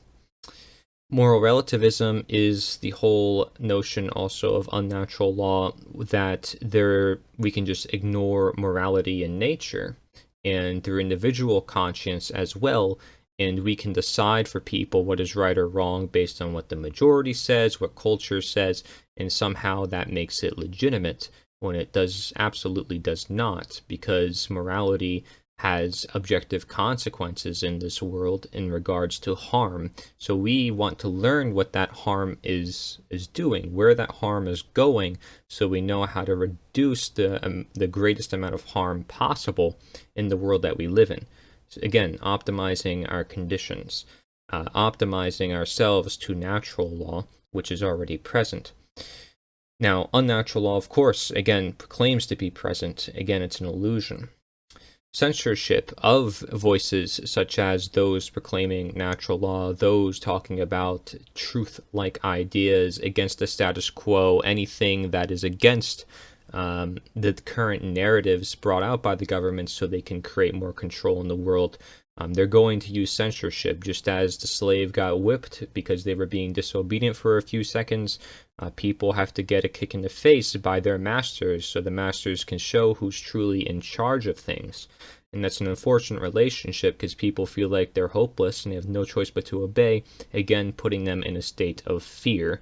And so they keep going into these cycles of unnatural law, unknowing of how to escape, because natural law was never presented to them. Unconsciousness, because they're unable to perceive the events within the world and the patterns throughout history, learning from history. History just then repeats itself, and thus there's less overall consciousness present, because they cannot recognize such a fact of the matter.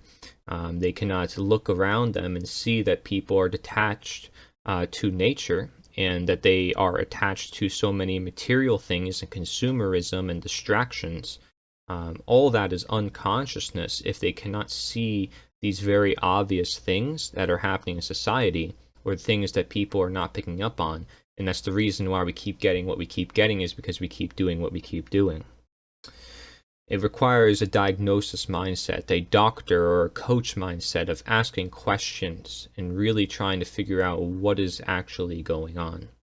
A scientist, may you say, a teacher. All these words should be one and the same. Doctors should teach, scientists should teach. Nobody should be dictating to others what is actually true or untrue. People should be encouraging all others and helping all others try to achieve that together. So denaturing is also the great part of unnatural law, because it is unnatural. Thus, it reinforces the whole notion that humanity can remain detached from nature in regards to not listening to their own conscience, not recognizing their inherent sovereignty, the freedom that nature provides, the nature of free will. All these things tie into an individual's nature. None of them are supposed to be suppressed or ignored. So when any of those are degraded, or the human potential overall, when you say someone has more rights than other people, that right there is degrading, dehumanizing, denaturing an individual, saying that they are lesser than someone else.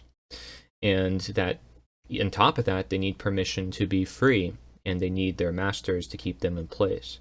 So slavery is just a euphemism for denaturing in that regard, just as government is a euphemism for slavery, or government is a euphemism for physical slavery, as a result of mental slavery via statism. So, I mean, you can go make connections anywhere as long as you understand the actions. That's what matters in this world. No principles, because there isn't non-aggression principle, there's no self-defense principle. The Hermetic principles or any truthfully universal principles, no, it's whatever man puts on a piece of paper and calls law. That is what you must pay attention to. That is what's moral, according to unnatural law. And of course, because it's ignoring all natural morality, as I call it, it is therefore contributing to immorality, even if people are drawn toward amorality. So inequality is also a resultant condition of unnatural law, because people are inherently having more rights than other human beings. Certain people get to wear special uniforms and somehow have certain privileges that others do not. And that makes it very difficult for people to live an equal life to other people when you compare those two. When really, in reality, life is just people and people. There shouldn't be a difference between people and someone who is somehow superhuman because of some belief system that doesn't exist in nature. We're all human beings by birth, and thus we are all equal. There's nothing that makes us different at birth. One could only believe that, and one may be even engineered into that, but at heart, we are all equal.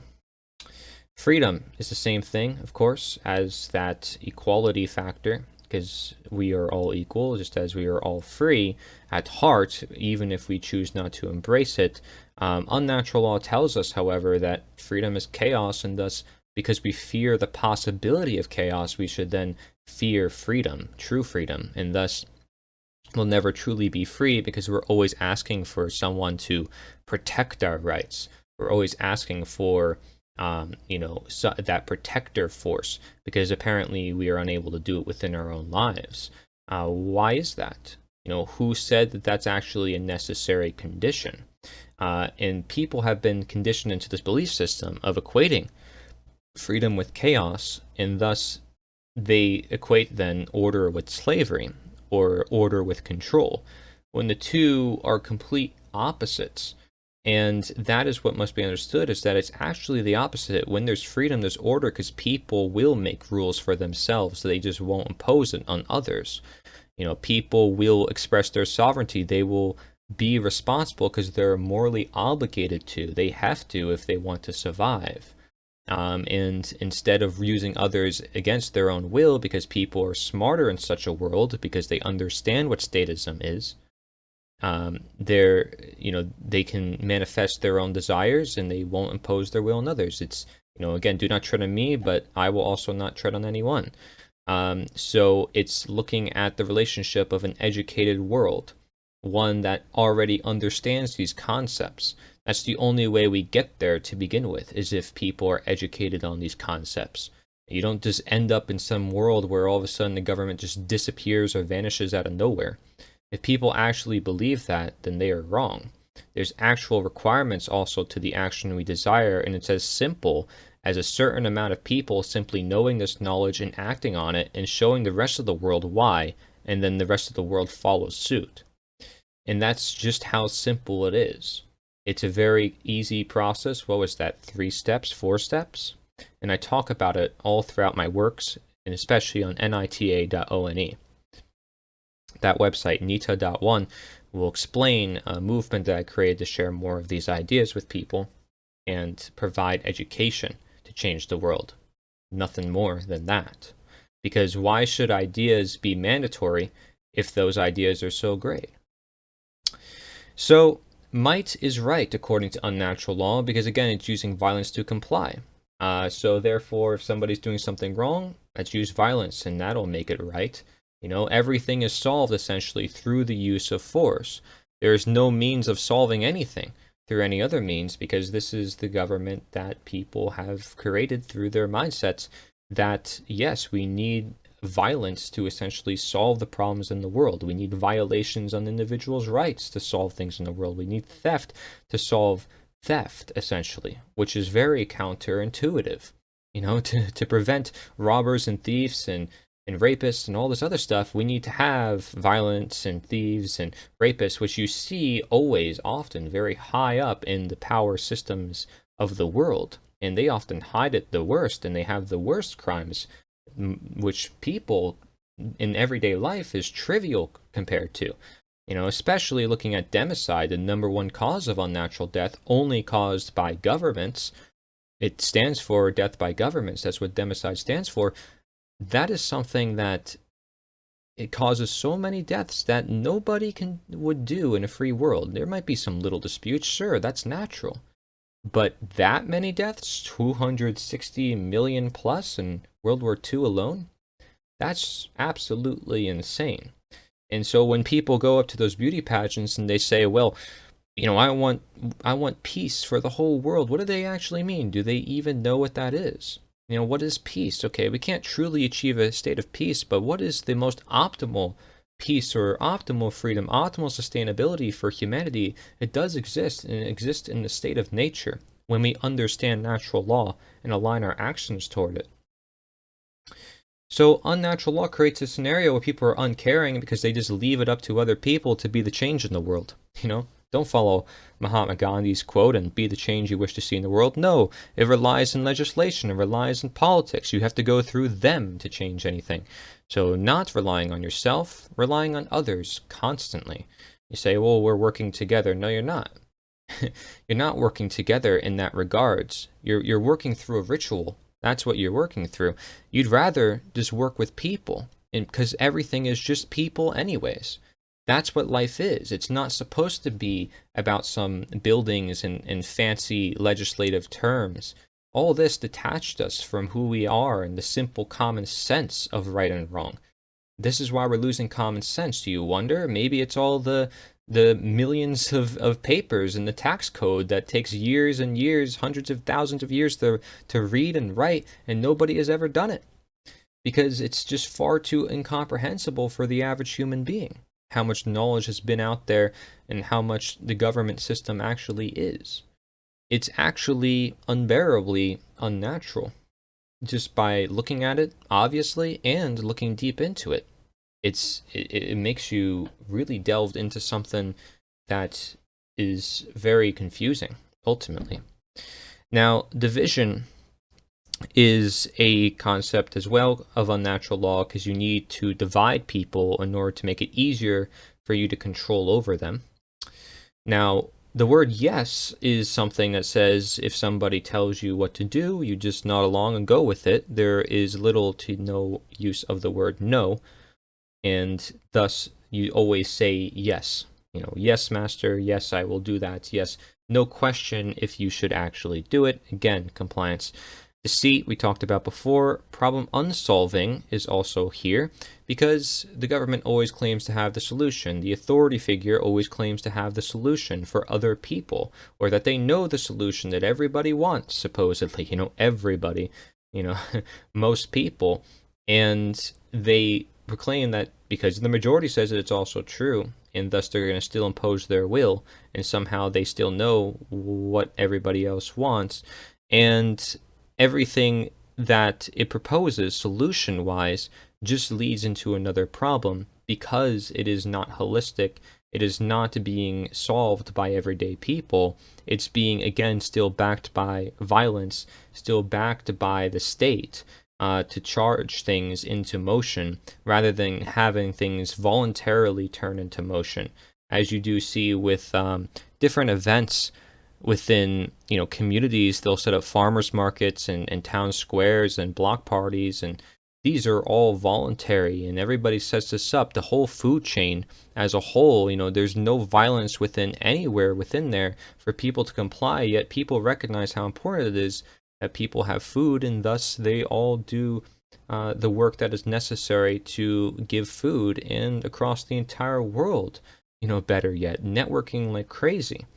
Now, occult knowledge is necessary to maintain an unnatural law, because if you keep certain knowledge hidden from the people who need it, everyday people, especially knowledge about rights, morality, what actually makes them free, and you even teach them something that does make them slaves even more, perhaps, the exact opposite, not just distractions, but the exact opposite, into all these convoluted belief systems and different forms of government systems, socialism, communism, etc., then what you have is occult knowledge. You've hidden the very essential aspects of nature, and you're throwing out for everybody to see these very convoluted, complex parts created by man, to make people think that this is what there is, and this is the potential solution to humanity. Don't focus on your nature. Don't look, within your own world for these answers. Look upon these philosophies, because apparently these people know what is truthful. Look at the history books. Pay attention in school, but don't look at occultism. Occultism is off limits when it comes to unnatural law, because if people looked into what is purposely hidden from them, then they would have the power enough to recognize what has been hidden from them, and what can ultimately help them free themselves. So knowledge is power. Don't forget that. That's what creates this whole system. Partly. The other part is violence. So untruth is obviously fooling somebody. Again, deceit. It's not truthful. It's subjective. Everything's subjective. Again, back to moral relativism. Nothing is actually real. Nothing is natural. And everything can be manipulated and caused by man, because man could be God. This is the whole idea of archanism, again. And actually, believe it or not, there's no rules within such a system of unnatural law, especially since the government is the most powerful force in the world. There's nothing that can actually limit it. It operates in anarchy, because if it weren't for freedom, such a system wouldn't be able to be created to begin with. It's your choice of whether you want to use freedom for good or for bad. And in this case, they used freedom for themselves and used other people for their own freedom. I'm referring again to the archanism, the masters, the rulers who use slaves for their own benefit. So that is the scenario where there's no rules, because they want to ignore natural law. They want to be the law. And so they create their own system on top of nature, their whole entire own nature of a different system, to try to create this illusion so they can be God. And it's working. It works very well, except, of course, it's taken a lot of time to create that system and move it forward into even more control, into the perfect scenario where they can be in absolute control. If you don't think that's the case, just look at the nature of psychopathy and people who do desire power, and look at the bloodlines and the families that have been behind a lot of this for millennium. So that is something that needs to be dealt with. And how does it need to be dealt with? Not by taking them out, not by focusing on them. It's not about them versus us. It's about all of us. We're all human beings, and recognizing simply that is what's going to change things. Recognizing that everybody, again, is just people, and that we must free our fellow man, the person that lives on your block. Those are the people that ultimately change the world. Nobody else. It's us. It's all of us. And so the propagation of unnatural law is done through statism. Statism is the belief in the right to rule, or essentially that authority is vested in certain individuals, that all the things that I talked about before are actually legitimate. Any of those things being legitimate for any reason whatsoever is basically backing statism. And there's more on statism, more on unnatural law in my presentation titled Unnatural Law, the law you follow without knowing. Now, if you look at natural law, the right-hand side of this graph here, I'm going to go through this one quicker. Responsibility, conscience, which is also reason, force, which is different from a violence because you're using it against, as a retaliation against force. Those who seek to do violence against you, you retaliate with force, with your self-defense. Apotheosis, which is knowing what is true by knowing what is not true. So, for example, you know what is right by knowing what is wrong. You know what is natural law by knowing what is unnatural law. You know what morals are by knowing, that you know what objective morality is by knowing what moral relativism is, right? So it's by knowing what is not to know what is. That's the whole process of apotheosis. Care and love is involved here. Knowledge base, because we're not basing this on belief. We're always seeking a higher knowledge. We're seeking the nature of why human beings do what they do, the nature of authority, the nature of government, the nature of law, the nature of morality, the nature of order following. So then there's universal, eternal, immutable. These are all aspects of what makes up nature and law, and essentially together natural law, which is again regarding behavior. Consciousness is here because we are seeking to learn, so we have to be aware of our environment and seek its patterns, learn from history. Thus, we want to create order out of that because we seek the knowledge and we want to create balance and harmony. This may sound ultra-utopian just because it's talking about all these good things, but there's knowledge behind it. This is what knowledge leads you to. Anytime you're ignorant of such knowledge of nature, you're not going to reach these conclusions, but these conclusions are the reality of seeking knowledge.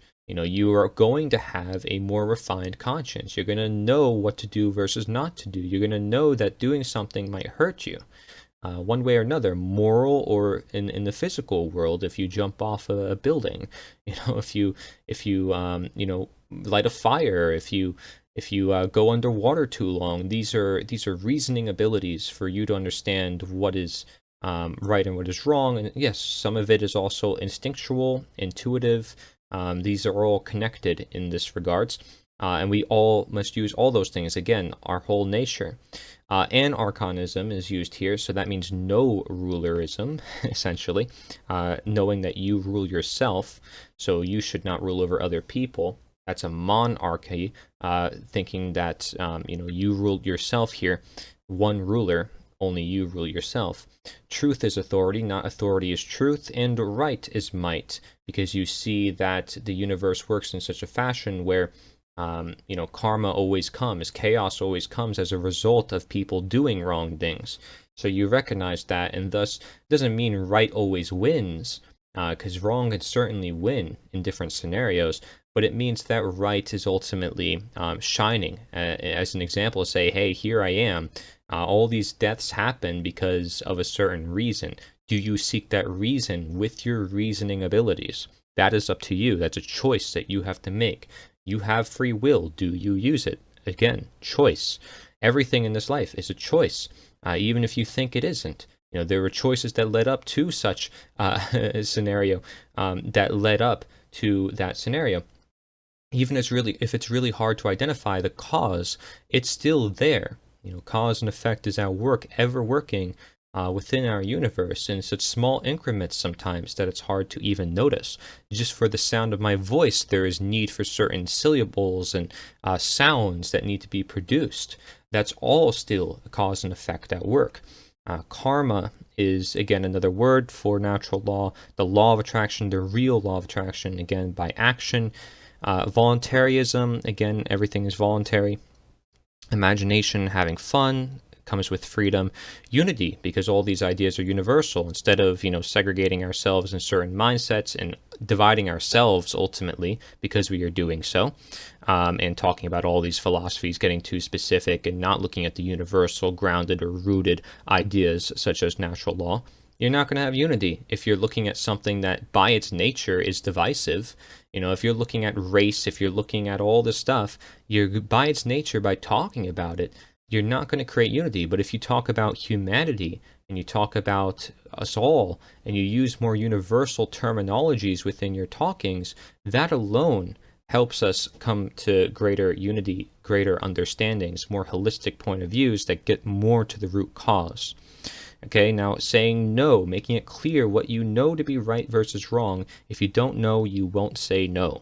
So that is why knowledge is so important. Again, knowledge is power. You'll have principles because you live by them. You recognize what you should do in different scenarios. Yes, I should defend myself. Why? Because it is something that is inherent to my freedom. Without it, I cannot protect my freedom. I cannot protect my rights.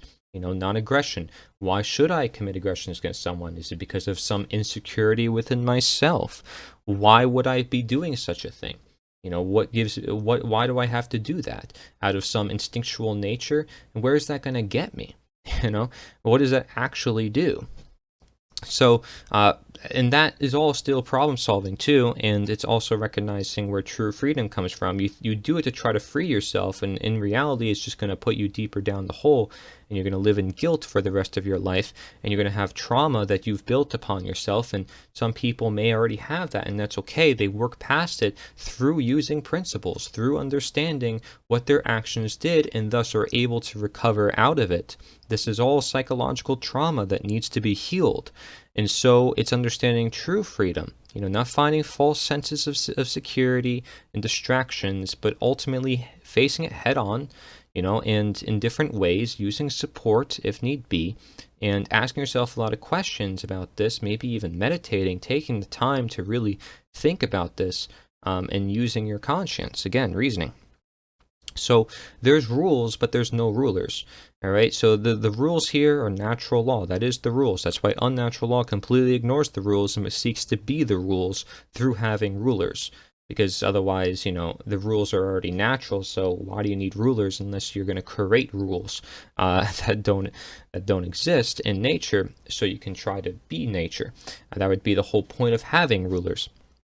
Okay, but again, to defer unnatural leaders versus natural leaders, recognize that a leader is different from a ruler or a master. A real leader is somebody who helps show by example, doesn't necessarily seek power or authority, helps people, helps them be leaders as well.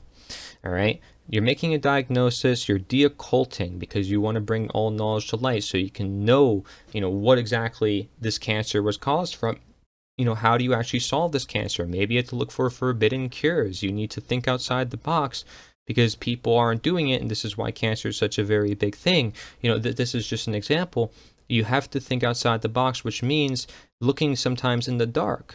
Okay, there's all these things in the light. You're looking around the room, but you see something inside the box. You don't know if what's inside that box in the dark that you don't see could be something that's really important that you need to grab for this operation.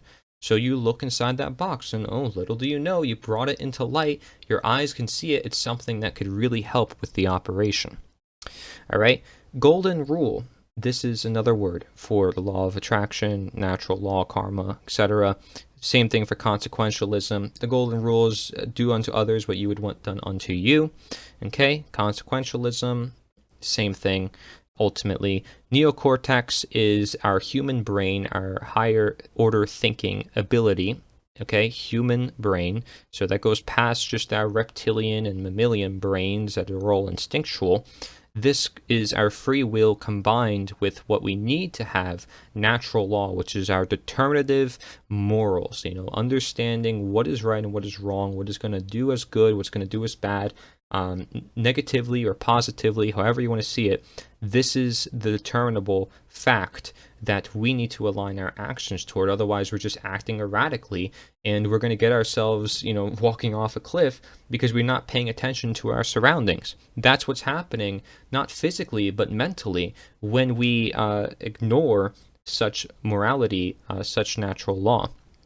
Now, without natural law, there is no justice, there's no crimes, morals, rights, because you cannot define any of these things. And according to unnatural law, everything's subjective, right? Freedom, self-defense, high-order thinking, because apparently, humans should embrace their animalistic tendencies. Truth, because truth is objective. No, according to unnatural law, it's all subjective. It's whatever people think according to their beliefs and opinions, so we should embrace that. Well, why should we embrace that? Sure, some people are going to have influences, but those influences does not mean that that is what should be true and finalized. No, people should always seek improvement and use knowledge for that improvement and seek toward the greater and the bigger. and that we are seeking resolution here. We are seeking optimal environments. It is possible. The body is a blueprint. The world has a blueprint as well. Ownership, principles, knowledge, to say this thing belongs to that person, this thing belongs to that person. Why? It's because of natural law, because of rights. You have to acknowledge they exist when you look at these scenarios of property, right? Knowledge, care. If you don't care, then you don't even care about any morals whatsoever. Care is really that driving factor. What you care about is what gets created. Why is the question? Why? Notice I asked the question about why before. Why is what brings you to the roots. You keep asking why and why and why and why, and eventually you get there. Non-aggression principle, sovereignty, equality, learning, which again is cause, and for the effect, which is your action, and intent, which again is blueprint. Okay, so you don't have any of those things if everything is very much subjective and man-made, because our actions and ourselves, our subjective selves, may you want to say, must align to our objective reality. And so we have to find that connection. There's this think of it like a Wi-Fi connection. You have the modem and the router, and they have to connect to each other. Here's you and the earth. You have to connect to the earth. And how strong is that connection? And I don't mean that in spiritual new age like terms. And none of it is like that. None of that has to do with natural law. And we can talk about what new age is. It has nothing to do with this. This is just action. Right? This is actual action. This isn't just sitting back waiting for things to happen and believing in certain things. No, this is practicality here.